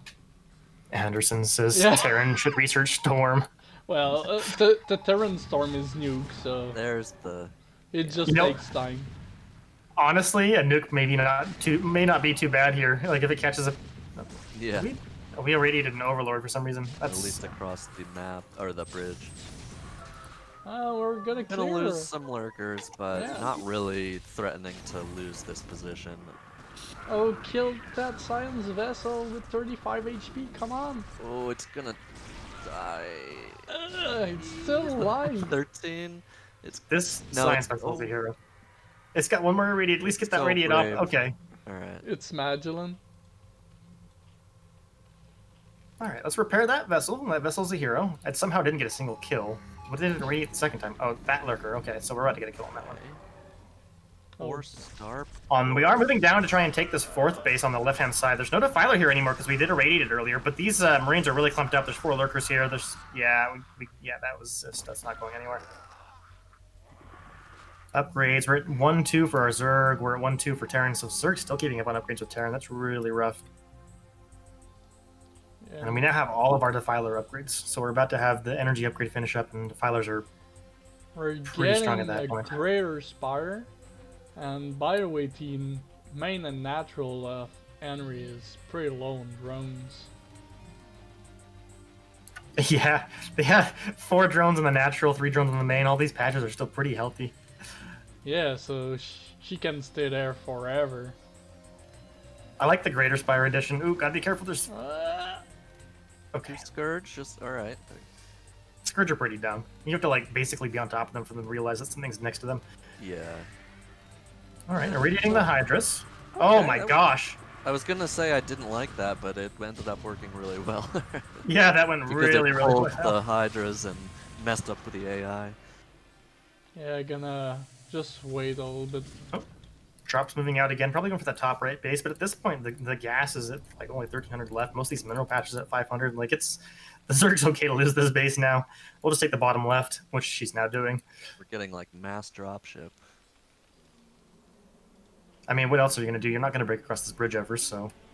Yeah, we are up to 5 dropships. Got to be careful not to 2 or drop too many units, because if this bridge does get too weak, 1 or 2 defilers under Darkstorm on this is going to pretty much kill the entire Terran army. I like this drop, but you got to save the drones at least, but losing this base is okay. At least save the drones, oh no!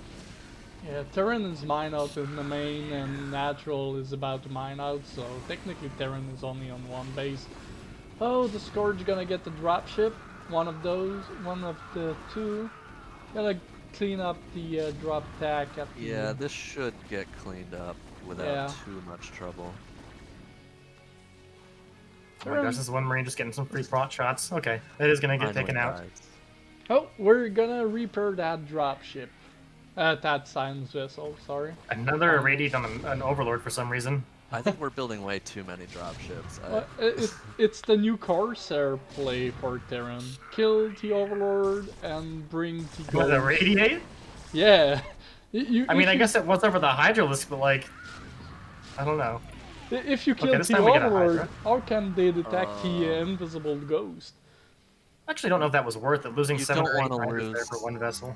You don't want to lose the vessels, though, I think, in this situation, because Zerg can afford to be inefficient. Well, we have 3 starports, though, so like I'm not actually as concerned about the vessels, although we're making so many It's the gas dropships. cost. We got Guardians on the menu. Yeah, I like the Guardians here. Like, this is such an entrenched position. You could break it with Darkstorm and Lurkers, but you're going to lose some Lurkers and some units in the process. The very, very low vessel count, so these Guardians should be able to do a lot of damage. Okay. Gets 2 irradiates wasted, but we got more Guardians coming.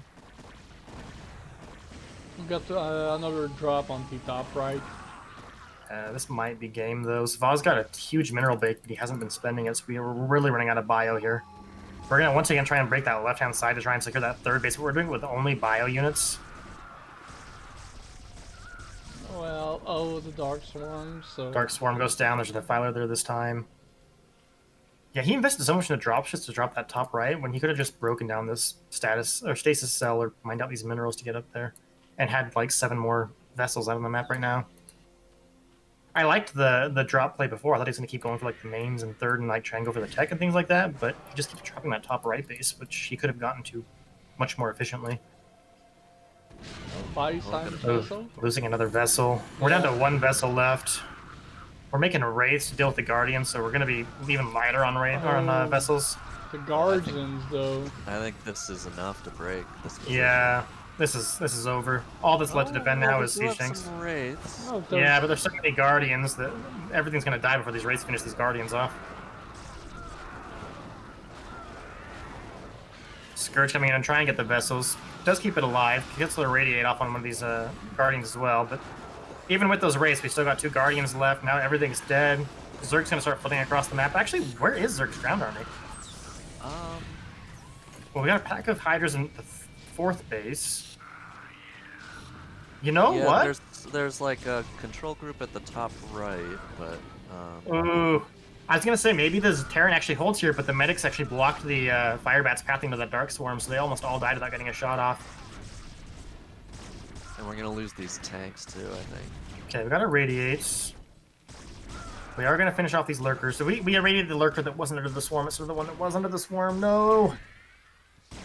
Okay, we got our Radiate on the Defiler. All that's left right now for Anri is Defilers in the middle of the map, but we've got... Now it's only science vessels. Oh, Actually, we no don't have more. very many hatcheries, so... But I think it's still enough.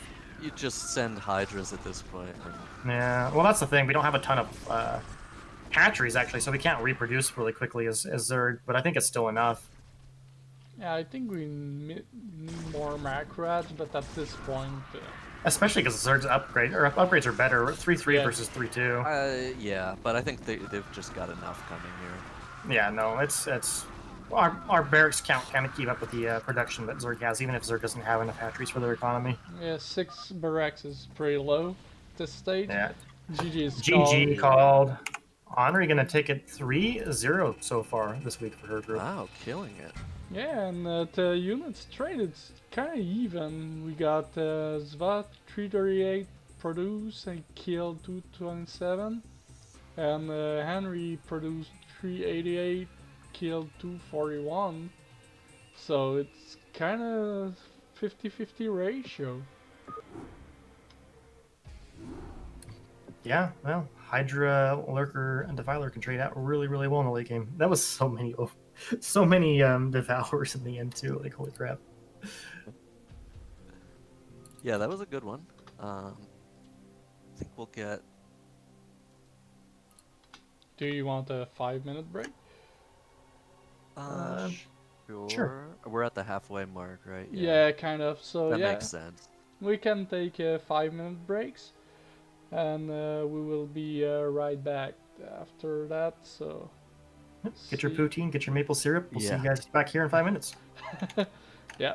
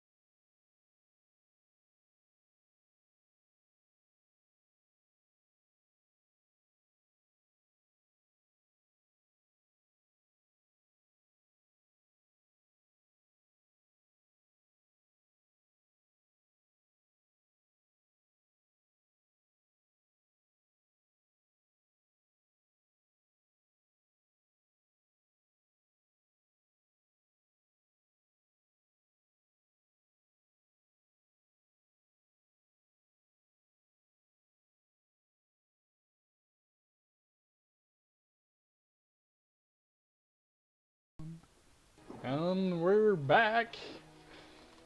Woohoo! Woohoo! Wasn't too long, wasn't 5 minutes, we're good. More Yeah, Brood honestly, War. wasn't long enough, and I have to listen to this French Canadian again. It's the jet And it's- lag, so we're back with next matchup. All right. In the top left, we have our orange once again, Terran, Esk4l4de. And in the bottom right, we have our teal Protoss. It is Masicko. All right, so TVP this time. Yep, I'm gonna go take a nap. You guys wake me up when this is Zerg. All right.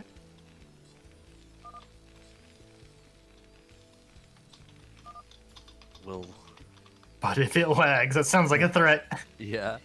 So help me. I will throw all the poutine in the bay. Keep an eye out for that probe going out early for a proxy. Oh, fiber for ZenoAkoop been installed. There you go. All right, he's got a good net. He's Catch a lot ready of fish. to. He's ready to run 98 games with skyrocket internet.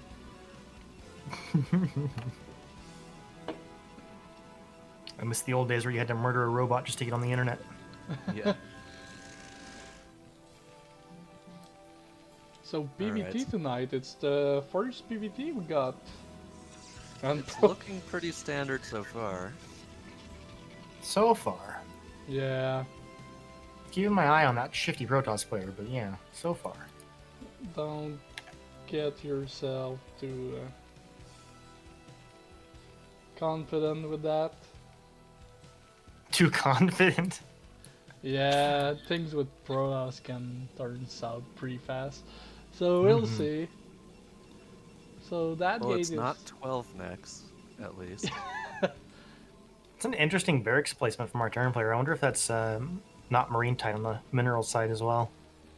so Usually you would I'm see it not against the command sure. center. Yeah, yeah.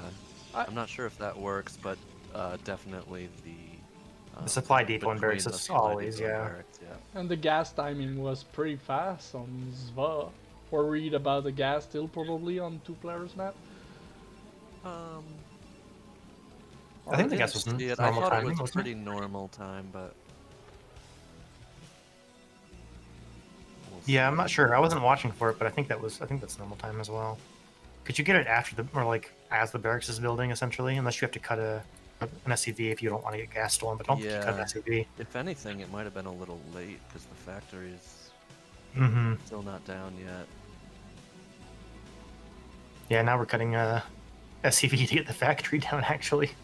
But we're still up on SCVs over probes, so either Masicko missed a probe or Masicko cut for something as well. Are we gonna block the natural with an engineering bay?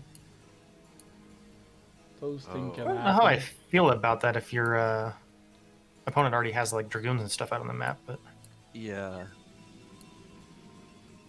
Yeah, first gun about to pop, so we'll see. I think he's just watching for it. I don't think he's Yeah. gonna throw that down. But first Zealot and Oh, that Prober Marine. across the map. But, ooh, that Marine almost got Yeah. popped over.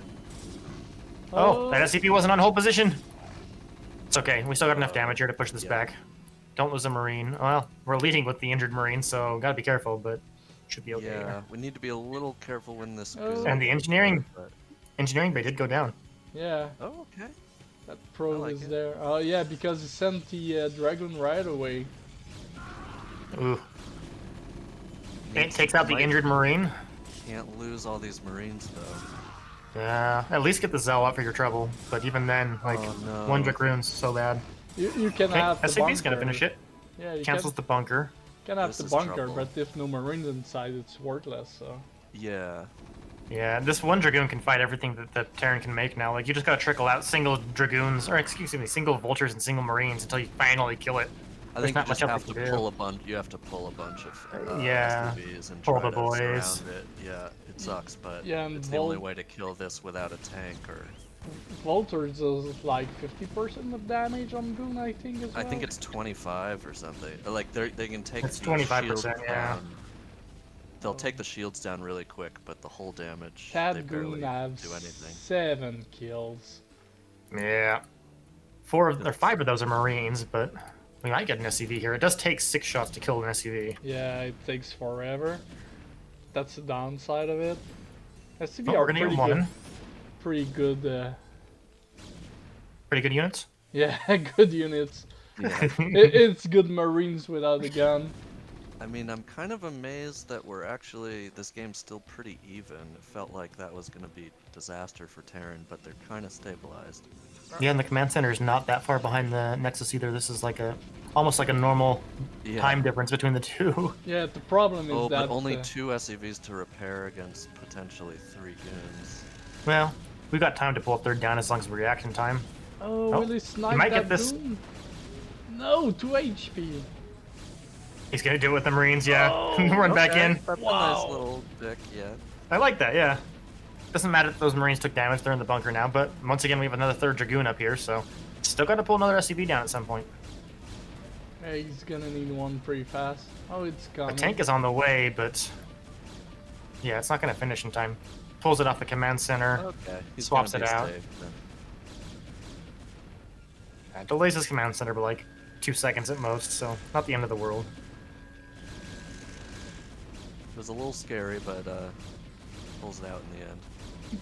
No, now he's over we've got repairing. the tanks. Yeah, the problem with 4 SCV is that if you forget to re-click and repair... Yeah, well, I mean, that happens with 3 as well. It just happens a lot slower. Yeah. You have to be more careful with that. Yeah, for those who don't know, 1 SCV per 1 Dragoon, you'll just barely out-repair the Dragoon's damage. Yeah. Just barely. Yeah. Yeah, I've had that happen where the bunker was almost full health when I started it, and yeah, they actually fully repaired against 3. And Oh, we're gonna Oh, snipe diving the for the tank. This is gonna, they're gonna get it. He's gonna get to the main too. I think knowing there were only 2 Marines in the bunker. Yeah, this is really bad. This actually could be game ending because Yeah, 5 goons in the base is brutal. we've got 2 injured Marines. We're gonna have a tank that's gonna pop out right on top of all these. We gotta pull all the boys. We've got almost a decent drill there. But Yeah, but we do have all the boys. As long as we outrange the Dragoons, as long as we use the boys to fight and don't let the... Oh, we're gonna lose this tank though. Didn't even get a Dragoon for our trouble. SCVs are gonna finally kill 1. This one's at 20 HP. Yeah, But these other 3 2-shot now. Losing these SCVs in this mining time, though, like even when if you clean it up, you're so far behind it afterward. Yeah, 2 SCV Yeah, mining, 3 SCV, so... That's 34 huge. probes to 18 SCVs. Yeah, this is... I don't know how you recover from this. I don't think... The bunker's now empty as well. You would need, like, some counterplay, like a vulture in his do- main or something. He doesn't even care about that thing, he just wants more SCV kills. It's huge echo damage, so yeah. 2 of these SCVs can be killed in 1 hit right now. And now we're down to the natural, so this is gonna get cancelled. We are pushing a tank down here that'll push these back. Oh my gosh, he gets the tank. Just before. Oh, terrible. Yeah, this is over. There's no way. For you. Yeah, I the know this damage pain. is dealt. Love. GG, called out. GG. It was a quick one. Yeah, that was. A little one-sided. Protoss got some good damage early on, and Terran could never really fully recover. We That'll got happen. a question in the chat if one of you feel confident about. What should Terran have done differently in this opening? It shouldn't have taken damage on his Marines for starters, and if he was going to go for the eBay block, he didn't have the ability to get that bunker down as quick as he needed because the Dragoon pushed right past, so he should have waited. 3 Marines kill a Dragoon on open ground, as long as they don't take damage. So he could have pushed that Dragoon back if he hadn't taken damage on his Marines.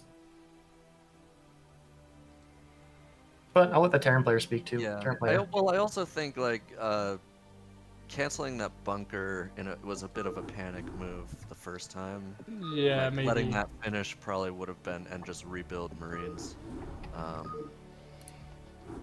And I think pulling some boys to hand like can like SCVs are surprisingly good versus goons.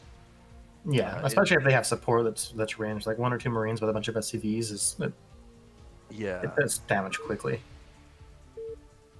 No, if he had pulled some boys down to the natural, if he hadn't taken some damage on the Marines, like even if he hadn't if that SCV had been on hold position on the ramp, I think he would have been fine because he wouldn't have taken damage on his Marines. Oh, yeah, because and then he lost his Marines building the bunker, so there's a bit of just micro. Yeah, but those kind of like these more modern expands that are more fast expands, they rely heavily on microing to keep your units alive and to out perform your opponent's units. Like if you go back even before remaster time, we were talking about this in the nom chat actually, is like when did the gate FE in PVZ, when it was that like standardized, and like thinking back on it, I don't think that was even done like before remaster came out. That's how more modern it is to just hold things with pure micro and like be overly greedy because you're relying on your micro to survive. Right. Okay, in the top left, we've got, once again, our orange Terran SFA3. This time with 3 spelled out. Yep. And in the bottom right, we have our white Protoss. It is Supergentle. And we're already seeing some cheesy stuff out of it. Oh, I thought he was going to go to the low ground for a second there, but he's not. He's going to wall, though. Oh. He's going to wall the ramp. Did he set that, see it, I don't think. probe? No, though? he did not. Okay. No. I missed that. Well, you can go to his vision right now and see how far into the fog he's seen it. Was anywhere near close enough. Oh, he was even checking down here in the main. Oh, So he's going to see it now. Yep. Yeah, he smells well, it I guess sure. there's no way to miss this if you're... Alright. I think he needs to put the pylon. Gentle, you need to put a second gateway. Yeah, this yeah. pylon's out in the open so much that he needs to put a second gateway to lower the SCVs. Oh, he's just gonna go right for the gateway. How many do you need? I think it's 5. I've heard 5, but I think it depends heavily on timing, like when you see it, like how far along it's built. Like this should be enough to cancel the top gateway. Yeah, this will cancel the top gateway for sure. I think if you scout it immediately, it's technically 4, but Terrans use 5 because I don't think they're gonna get harassed. I think he's gonna cancel it. Then again, Protoss. Cancel it? Yeah. Yeah, that's annoying. This is... You might just want to kill the pylon in this case, but... Yeah, that's why I was originally saying, like, he needs to make the second gateway, because he can just kill the pylon now. Get that first one dead and go for the pylon. We got 3 SCV mining, 4 SCV mining in the main, though. Yeah, and we've blocked it so the Terran can't wall in. This isn't going to be Zealot tight with that pylon there. You can sneak a Zealot past there. The question is, will he get a Zealot out? Because this gateway's going to fall, but the next one is already done. I don't think this many MTVs can kill it. This is one way to do it, I suppose. He has been slowly building probes at home, so usually you'd be on 9 probes right now, but he is on 10. He's got his 11th on the way. Spending a lot of money, but yeah, maybe it's probably outweighed or balanced out by the lack of mining from Terran. Usually, I think that Protoss consider it pretty even if you can get the SCV pull. You just don't make the second gateway, and you let them waste the mining time, and you probe at home and tech at home. Oh, it's not tight on the bottom as well. It's not even on the bottom. That surprises me. Supply depots are so weird with the way that their size is. Oh, poor Terran. Like, if this barracks was 2 more squares over to the left, that is tight. Poor Terran. I think the play there would have been... get that probe alive and gas till just to make sure the Terrans suffer. Okay, so since the Terran's walled in here, I think that the Protoss needs to take a gas and start going towards Dragoons. He needs to kill something. Oh my gosh, is that Marine? Oh, the Marine is like... Oh, it's not tight on the top either. Oh, they should be able to clean this up. Well, at this point now, like, you just run past and ignore this bunker. These Marines are so far away from the mineral line. Yeah, just get in the main and deal the damage. Oh, I thought we were going to be able to body block with the SCVs, but yeah, this could be troublesome. Good drill. Oh, didn't quite displace the Zealots, though. Yeah, at that time we did a little bit. I think in hindsight, if we had dropped a bunker kind of where that original proxy pylon was, true. would have been able to, like, just take out that whole thing.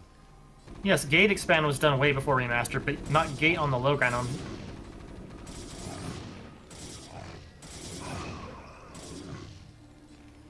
Zealots are just so tanky. Well, we'll talk about it after this game, but yeah, no, I think this might actually be over. Because at this point, the Zealot trickle's never going to stop, and you're trading out 1 Marine for 1 Zealot almost every single time. Was Rain doing it before? Okay. But that's what I couldn't remember, because I was thinking maybe Reach or someone might have done it, because they were known for being really aggressive with Zealots, but I wasn't positive, so... That's a lot of damage. Fa gonna fight valiantly. Yeah, he's pulling the boys, and boys are pretty good, but I mean, still, we're getting 2 Zealots for every single Marine that's being made. and you're trickling SCV kills, and it's adding up now. Yeah. Like, if he was able to get a second barracks down or get a bunker in this mineral line, maybe, but... Yeah, and the Cyber is ready, so we're gonna queue up Goons now. Goon will finish it, yeah. We gotta... Oh, actually, this Zealot's pretty injured, but this is also... This is a full health Marine. With a good drill, nah, it doesn't displace the Zealot. This Marine's gotta run away. Oh, don't die. Alright, I'm gonna... You've got unupgraded Marines in a bunker that's as far away from the ramp as possible. The Dragoon's about to pop, like, yes. Oh, there's still a Zealot in the main, too. Yeah, 4 SCVs left. Still there. Oh, I don't even know if these SCVs can kill them. Yeah, are they? Okay, good. Okay, good they did. 3 SCVs in a dream. Alright. GG. Yep. I don't blame Spa. That was pretty painful. Yeah, this hurts my Terran soul. Seems like something I could have done to you. Yeah, it does. And I'm like, oh, what the hell is this? How do I react? And then all of a sudden I'm like, oh no, where are my Marines? Okay, so you can talk about the gate expand now. I think I said what I wanted to say already anyways, and I just typed it in the chat. But yeah, no, like I said, I was feeling like maybe Reach might have done it, or Nalra, because they were both really known for opening with a really heavy Zealot aggression, but I couldn't think of a specific game from either one of them where they did a single gate on low ground to expand immediately after the first Zealot. That felt like that was something that you only usually saw in modern games. I couldn't think of any like pre-remastered where that was a thing.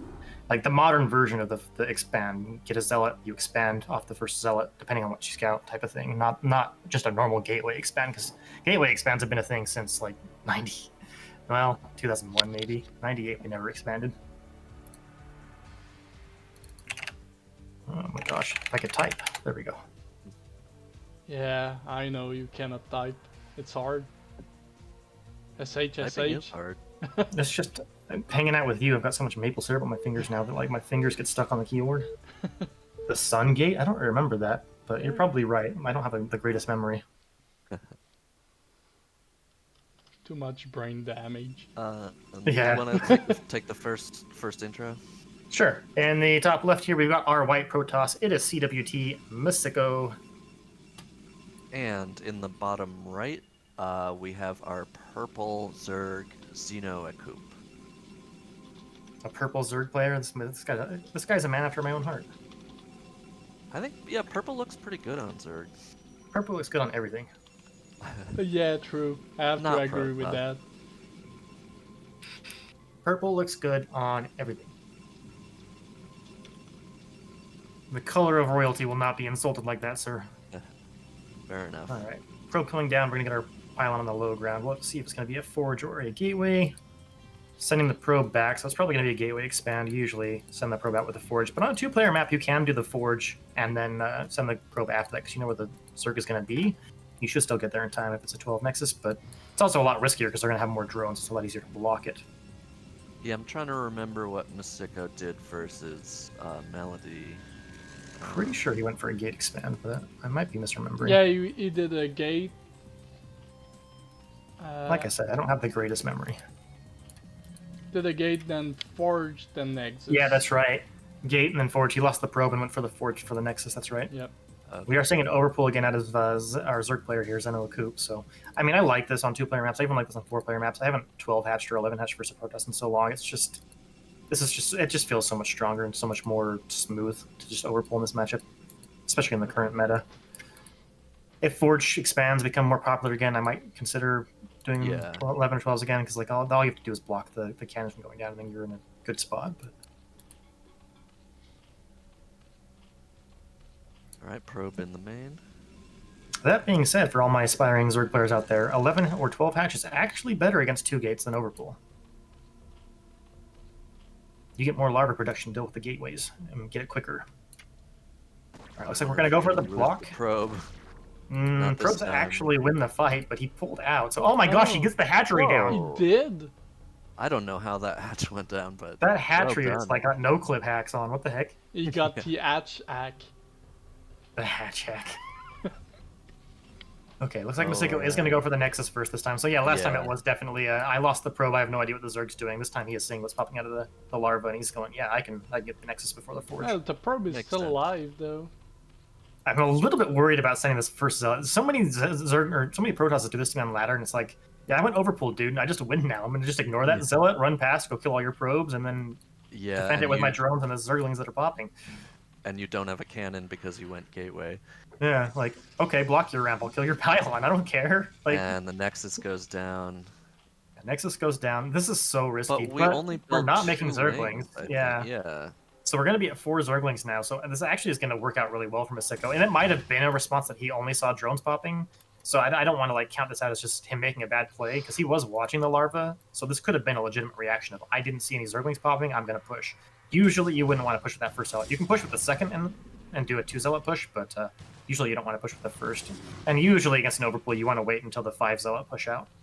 Okay. So Well, we we got- do have a second zealot here, so Yeah. it's a little bit dangerous, but I think we'll be able to produce enough lings to just chase this away. We will, but our Protoss couldn't trade out really well right here if he micros well. He's just not quite controlling well enough, though. Yeah, Yeah, just run or- behind the mineral patches at this point. Yeah, I was gonna say just go Oh, he's just going to die for a drone. Almost gets it.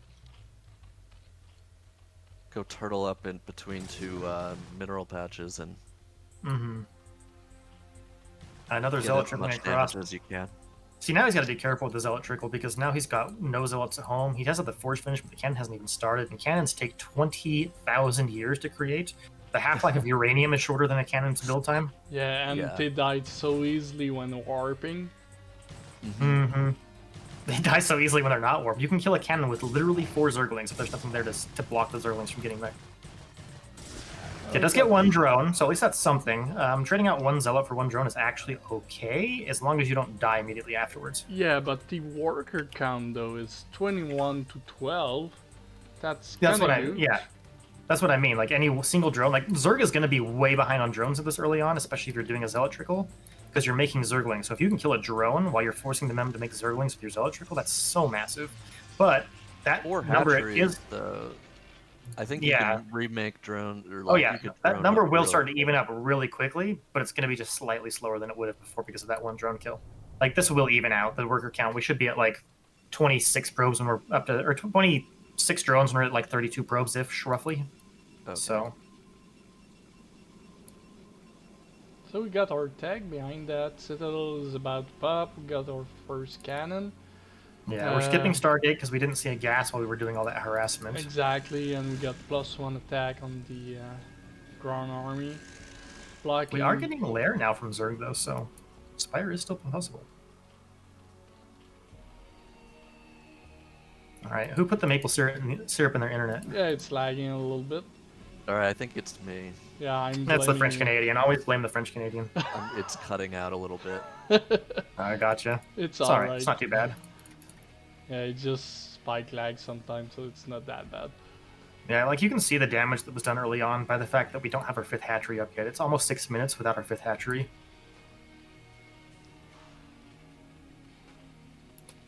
Although we are going a lair at a really awkward timing, which is going to cut into that timing. We could have had the 5th hatchery up if we didn't go for the lair, but yeah, like we're at 29 drones, almost 30 drones to 34 probes. That's about like where I expected we'd end up at. I didn't quite catch it when it was at 26 to 32, but it's about the I same love how differential we there. have this probe in the main still. Yeah, he's just chilling out under this Overlord. Him and that Overlord are buddies, man. If that probes was Lana probe, he would have made a gateway already in the main Yeah. somewhere. Even underneath the Overlord, probably. Yeah, Well, that's the thing. Like I maybe. said, they're buddies. That probe saying I'm a flying unit, you're a flying unit, we're the same, basically. Kind of. Yeah, but it's levitating, not flying. It's the difference. Okay, levitating, flying, same Semantics, thing. Yeah. Well, flying can go higher. Levitating, you just 1-2 feet high, something like that. Thank you for the follow, Gisperist. Alright, well, what about 3 feet? Am I levitating or flying? True. That's the limit. 3 feet, you're flying. Okay, 3 feet. A yard or a meter? I was talking They're about slightly feet. different. Yeah, so 1 yard Yeah, you 1 is yard. officially? I gotta step Okay. away for just 1 minute, sorry. Yeah, right. I wonder why they had to go. No, Talking about Vulture are measurements. levitating. It's not flying. Too close to the ground. It's like Okay. the skateboard on the Back to the Future. It's levitating. Okay. I'll let it go. We've got some Yeah, missile overing. range Overing upgrade is like from- levitating, no? Yeah. It's kind of the same definition, in my opinion. Yeah, they're similar. Alright, we're getting our But- Hydra upgrades. But you guys know I'm a French Canadian, so. Okay, so if you levitate, you're stationary. If you're hovering, you're moving. Well, mind after that, that it's not bad. cast, I'm gonna look at the dictionary and look at that. Yeah, levitate is like magic in my mind. Get to the bottom of this. Yeah, no.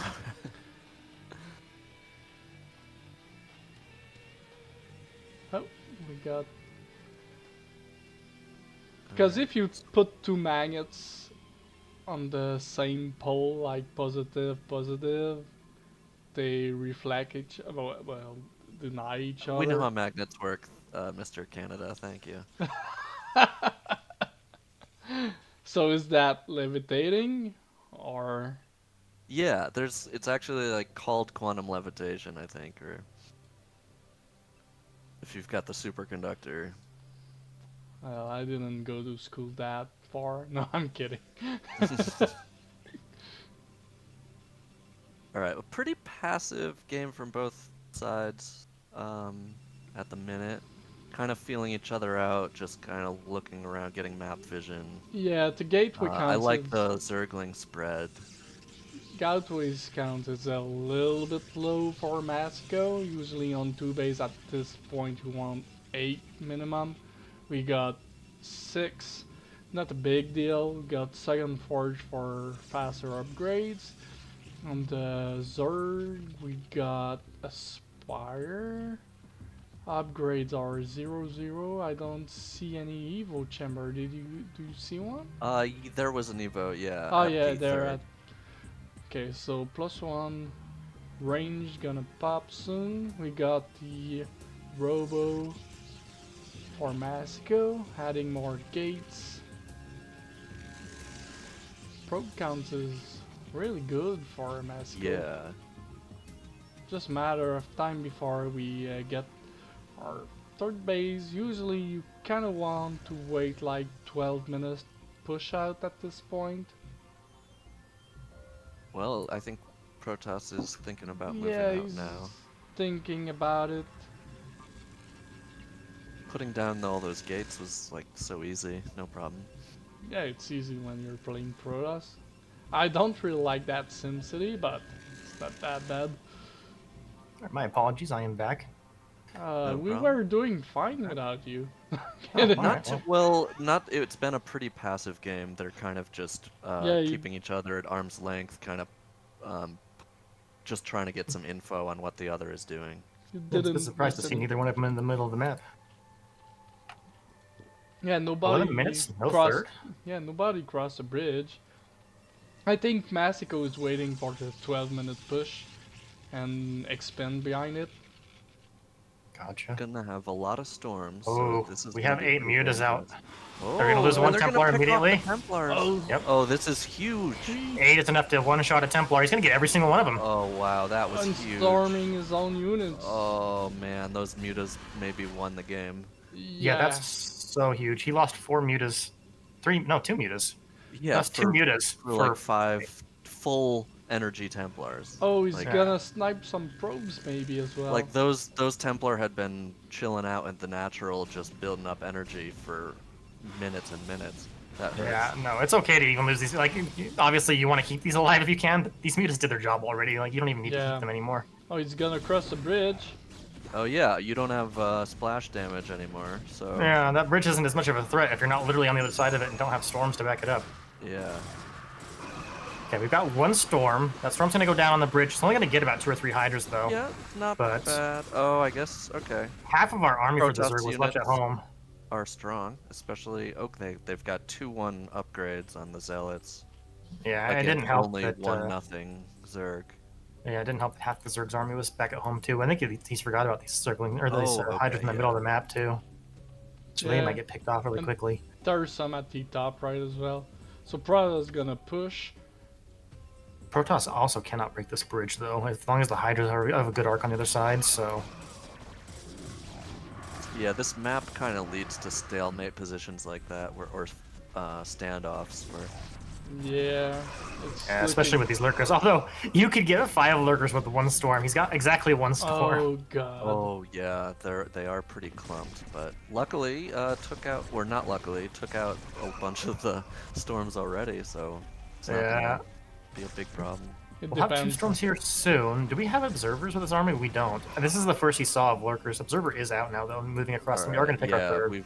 we've got an observer on the way, and I just glanced at the supply count. Protoss is looking awful scary with this yeah. death ball.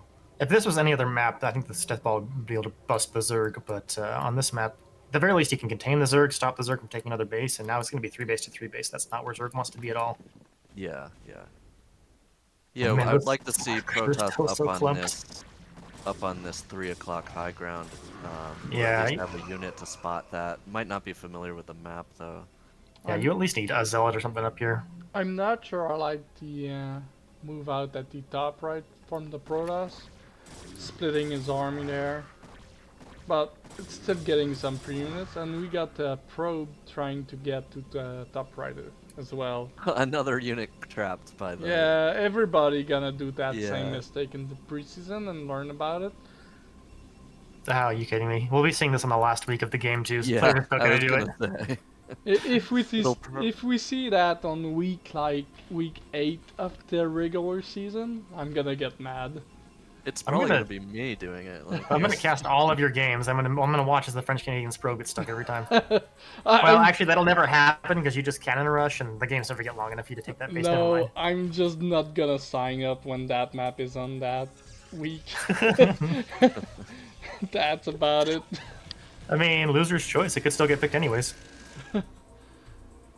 Alright, we are going to get this 3rd base secured. We're going to throw down some extra cannons. We got a little bit of an army back at home holding it. We're actually taking a 4th base behind this as Yeah. well, so we're letting the Zerg have his 4th, but we're taking a 4th as well.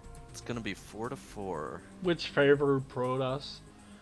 Yeah, no, in a long game, a Turtle Zerg can trade evenly enough that you can split a map with Protoss if you're really careful about it, but... This is such a small constrained map. There are only 2 more bases left to take, really. Zerg should realistically be able to take both of them. He should be able to... I mean, the problem is Protoss now has control of the middle of the map, but there's also still not that many storms. Like, we could get our entire army out this top here and, like, flank this army. And we're doing another Hydra switch. We got 8... or Muta switch. We got 8 Mutas out. We actually missed one of the Muta shots, but we're going to take out one of those Yeah, Templar. These mutas are just so hungry for Templar kills. Oh, no. All the Templars are unexposed in the natural if he just finds them. Oh, Oh no. but it's the cannons instead. Maybe in the main, but there's no more probes. There's no there. probes in the main, yeah. Oh, nice storm. Well, baits out a storm at the very least. But that's not the kind of damage you want to get done. We're Yeah, gonna I lose don't all know these if this is mutas. worth it really at this point. Yeah, Yeah, these think mutas did not do their job. as well as not macroing behind that, so not Yeah. sure it was It the worked right the plan. first time.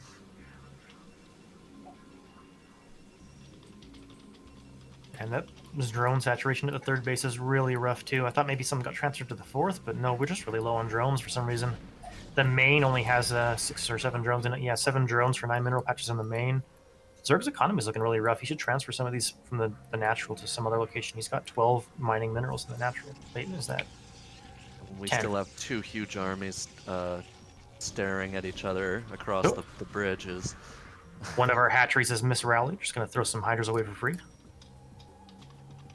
Mutas are in the top right of the map too, so they see that the space is being. Actually, they don't. Mutas have such poor fucking vision. It's insane. But they will eventually see that this top right base is being taken, and when he sees that, he'll know he needs to do something on the map, or he's going to lose. Protoss look like they're going to come over here and try and break this fourth base position, but this is a pretty turtled up position. There's no creeps quite yet, but I mean, honestly, you just sit on the you sit on the low ground with a couple of dragoons in front of the mineral line. Like, you don't have to actually try and break up the ramp. There's going to be enough reinforcements from Zerg, I think, to hold it off for a long time, but... Well, he's lost almost every single lurker before any of the units got here to back this up. Protoss might break up this ramp. There's only one lurker left. Yeah, but some army out there, if he remembers... If he uses it. This is getting messy real quick. Oh, yeah. Can maybe snipe some High Templar though. Oh no, but all these Templar could also get some massive storms off. First storm is okay, second storm's really good, third storm, okay. Yeah, third storm's okay, but we still have one or two more. That's it, that was the last storm right there. Unless there's some of these Templars. Okay, we got a bunch actually with the rest of the Dragoons over here. Yeah, we still... But we killed that fourth base. Like, pull back now. Don't overcommit. We're already traded pretty inefficiently. Oh, that's a big storm. Oh, those storms are massive. Well. Yeah. That's huge. But then Zerg taking the middle a little bit now. Yeah, you really don't want to go control the middle when you already have it. Okay, decent storm. Do we have any other storms? That's one. We got one storm left. Does he find it in time? I mean, we're gonna kill this army anyways, but okay, we don't lose the Templar at the very least. So that's good. And we have a bunch of Templar at that base as well. Yeah. At this point, our Protoss is on 5 bases against a 3-base Zerg, and our 3-base Zerg doesn't even have a good economy on these 3 bases. Yeah. I don't know how he's ever going to break back out to take a force. This is going to be really rough for the Zergs. We're going to have to make something magical happen here. Also, Protoss has the upgrade advantage. Yeah, he's making Zerglings now, but 0-0 Zerglings are actually pretty much useless. Like, you don't usually want to do that transition unless you have Defilers out to complement them, or your upgrades are already, like, coming along for your Zerglings. And we're going to go into Ultralisks, actually. So we're getting Ultralisk armor upgrade. We don't actually have any hard Ultralisk counters yet, so if we spent this huge bank on all Ultralisks and sent out like a massive storm, it might be able to break some stuff. Yeah, it could work. Yeah. Oh my gosh, those storms. Oh no, those storms. 12 kills. 12 kills, yeah. Dirty dozen. 12 kills, and the rest of the army was at like 12 HP each. Those storms were huge. That might be... I mean, we got 7 Ultralisks on the way, but now we don't have much of an army to complement those Ultras. Like, the Ultras are great for tanking damage. Yeah, I feel like we're just on a clock now as Zerg. We don't even have Carapace armor, so, like, these Dragoons actually will do pretty decent damage against the Ultralisks, because they're only going to have +4 armor, or +3 armor from the upgrade in their base armor. Oh, we're going to reclaim the Zerg base as well. Okay, +1 Carapace did just finish, so at least that's 4 armor now. Oh my gosh, yeah, we're expanding to the Zerg's 4th. Yeah. That's actually not a horrible idea. You have this much map control, you can put some cannons next to this gas here and like just hold this choke with storms and cannons. Yeah, technically you're securing any backstab from there. These could be some bad storm or killing the gets his own observer. We got 2 left. And here comes the Ultras, but they are slow Ultras. There's not much of an army with them, and like there's enough Dragoons here that actually are going to evaporate these Ultras pretty heavily. Yeah, you can only do the Ultra transition if it's like a purely Zealot composition. They're not doing too bad versus Dragoons, are they? Or... I mean, if this was pure Zealots, they'd be doing a lot better. Yeah. And if it was focus firing, like now we're starting to focus fire. Look at how fast these are dying off. We're down to 1 left. Yeah, you need a little bit more Zergling, well, Cracklings with that. Could have, usually the supply is just too low.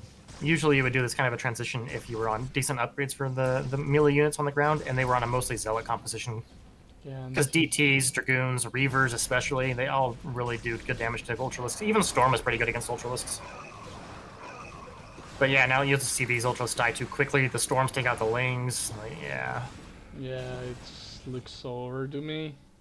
You can make Ultralisk work ZVP, but you're usually better off just never making them. Like, it's super niche when you can actually use them. Yeah, and you're never going to get another base as Zerg, so... Yeah, no, that was his one try. He was to try and break out with those Ultralisks, and it's just not enough anymore. At this point, this game's pretty much over. The bank that the Zerg had built up is pretty much gone. We're still at a really low drone count, so we're not even going to really like remine that up quickly. We're basically on a pure Zealot composition. Natural is vulnerable, I think. Well, so is this. Yeah. GG. And we're going to GG out. Masicko's going to take it. I'm gonna take a quick break, like 5 minute max, and we're gonna cast the last set. And Sounds also good. stay in because after our cast, there's another CPL cast afterwards. So just stay Yeah, tuned. stay tuned. Be right back.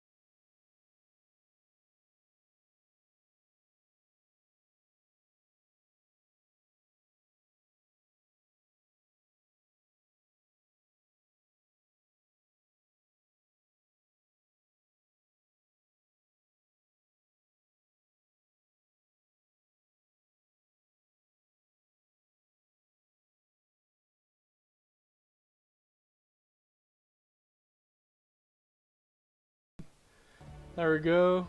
We're back. Last game of the night. You see the score. Alrighty. Let's More get Neo Dark moving. Origin because Yeah. This is the map. this is the map. This is the map that Y2 Kid picked, so everyone yell at him. Yeah, let's blame Y2 Kid. Like that. Our yeah. In the top left of what map is this? Neo Dark Origin. We have our green Zerg ZenoAkoop. And in the bottom right, we have our purple Zerg. It is Anri Okita. Currently has won every single game that they've played this week, I'm pretty sure. Unless I Yeah, missed a game at some point, but yeah, every game that I remember watching, they've won every single 3-0 one. so far. So Yeah. So ZVZ, though, a bit more volatile, especially in the current meta. There's a lot more players that are doing builds to specifically hard counter certain things. But we'll see what both players bring forward. McTarren in the chat saying hi. Hello, McTarren. hello. Thanks for watching. Look I at that don't purple know what's Overlord's happening butt. in this matchup. Sorry, I'm just too busy looking at the purple Overlord's little butt hanging off the back of it as it's flying around. Looks like both players are going to go for an overpull. Oh, well, actually, Overlord from Xeno, so. So 9 pool. So we got a 9 pull. This is going to be an extractor trick. No, this is a 9 gas 9 pull from Honor. That's weird. I've never seen that. So your standard bread and butter ZVZs are one of 3 builds, essentially. You've got the 9 pull speed, which is 9 pull, 9 gas.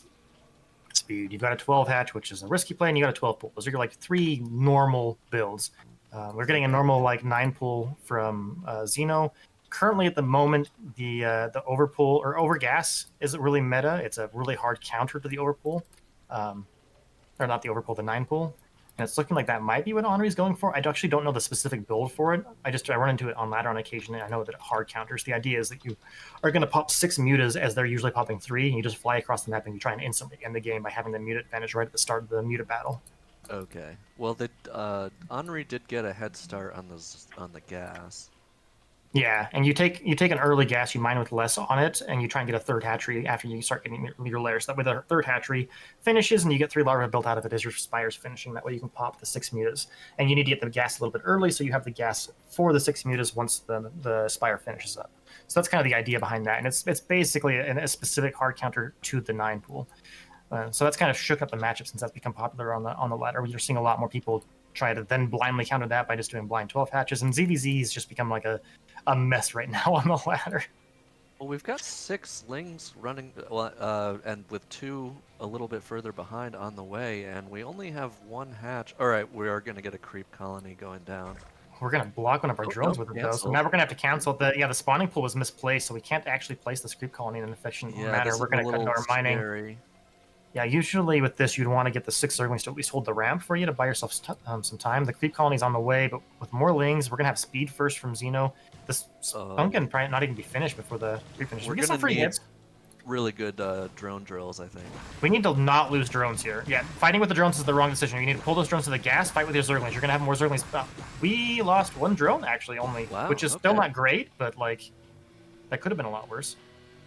Oh, that might be a 2nd drone there. Yeah, that was 2 drones, I think. I saw the dead bodies of 2 drones. Okay. Are still up a single drone, though. Yeah, and after all's told. Yeah, but now we don't have the ability to put down our 2nd hatchery because we didn't have the delay on the ramp. So we're going to have to go into Spire off of 1 hatch, which means we're pretty much just going to have a slightly faster Spire without the larva advantage here for our purple Zerg player, Anri. So that actually went really well for Zeno. Zeno put on the pressure, and the fact that Anri tried to sneak out some extra drones is really going to cost them. Game's by no means over. This is just going to even out with Anri having a 2 drone advantage because the Spire needs to go down for there's the Spire for Zeno, so it's going to be 10 to 8 drones. But Zeno has map control right now. He will have his mutas basically at the same time. His Spire is like 20 seconds behind his opponent's Spire, which isn't enough time to make mutas and get across the map.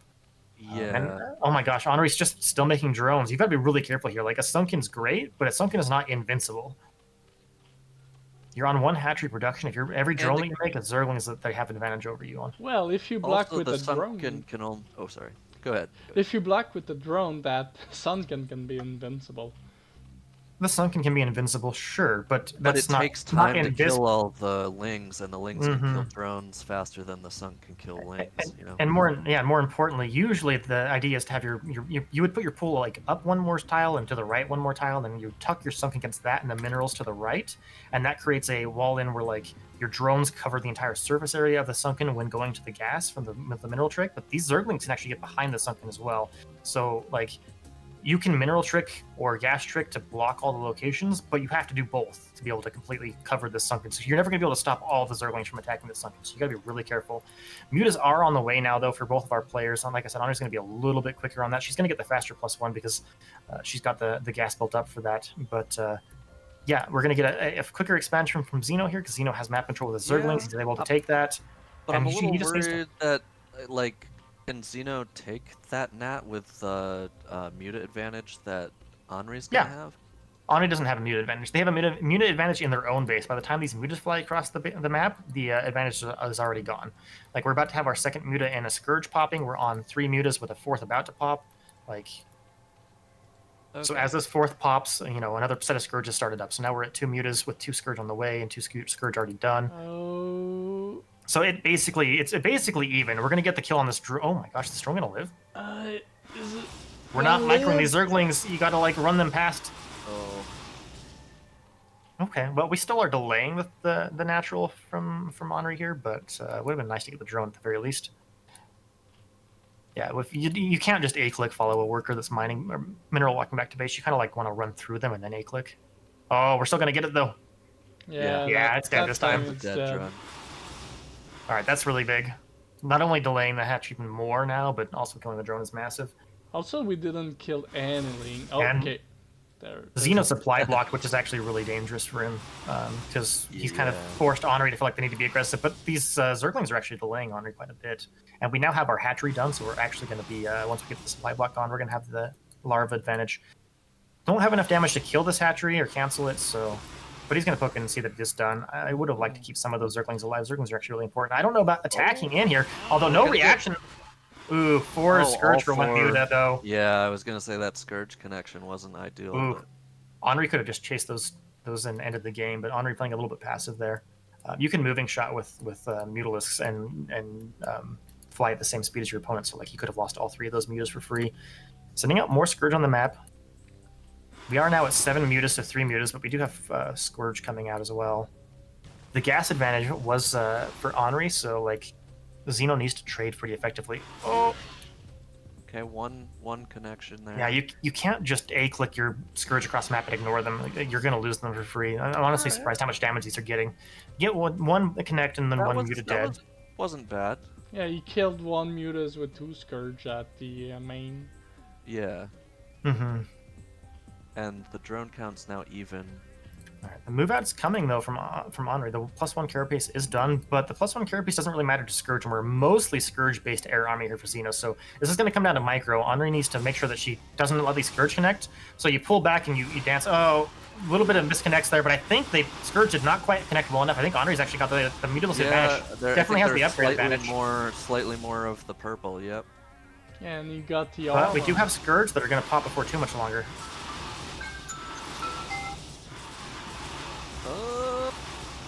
Is it gonna be enough? Oh, 1 Muta's out for Zeno.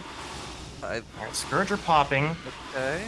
If these connect in a decent way... Oh, good. Well, but these are they're so low. 2 more Scourge popping. If each one of them connect on 1 Muta each... Okay, we're gonna clean up the Mutas. God. Okay. I think Anri would have an opportunity to go for a Ling switch and like just attack. Yeah, maybe. Anri needs to pull back. I don't know Zerg versus Zerg at all, but yeah. But usually with this, you would be making Zerglings as you're doing this like kind of air attack to make that swap. Yeah. So like as the air armies die, or like as you're harassing, you're also hitting with Zerglings. And we are seeing Zerglings move across the map now as well. Gonna lose at least 1 more Muta with those 2 Scourge, but at this point the air battle is lost. I don't know that Zeno can actually recover it. Yeah, we're gonna be relying 100% close, on Scourge. But and here come the lot Zerglings. they can do against this. And like these Zerglings aren't going to end the game, but they should kill enough drones that the game ends unofficially, essentially, which is exactly what GG called. All right, GG. That was close. Yeah, it was, especially with the Scourge killing all the Mutas. Could have. Yeah, that first Scourge connection was unfortunate. Yeah, 4 Scourge on 1 Muta was really rough. It's ZVZ is a very macro-based matchup. It's very fast-paced, very decision-making, very micro-based matchup. So we see the scoreboard, and it seems that Anri got 4-0. yeah, winning every single one of their preseason games. Yeah, and then I think Masicko did pretty well as well. Yeah. Masicko is like 2-1. 2-1. Zva is 1-2. And Zeno is 0-0, so... Well, that happens. That's a tough group, though, yeah. Yeah. Group 39. Fearless Yeah, you group. have a lot of varying skill levels in that group for sure. And some unknowns, like ZenoAkoop is a newer player that I don't know, and Supergentle as well. Nice. So Thanks for watching. hello, Zeno. So I think both of your games were very competitive, though. It wasn't like 0-2 was, was indicative of how close the games were. So as I said, you guys gonna get more CPL casting. Leave a follow for our new caster TL Flash for the win. And I hope tonight was a great cast for you. I hope you're ready to jump into the regular season pretty soon. It's the last week for preseason. Thank you for Fuzzy and Naka to help me with the cast tonight. Yeah, you're welcome. Thank you. Anything to limit the amount of French Canadian they have to hear? Yeah, there's another one in the chat, so you can talk with him if you want. So, have a good night. See ya later, guys. Good night, Good all. night.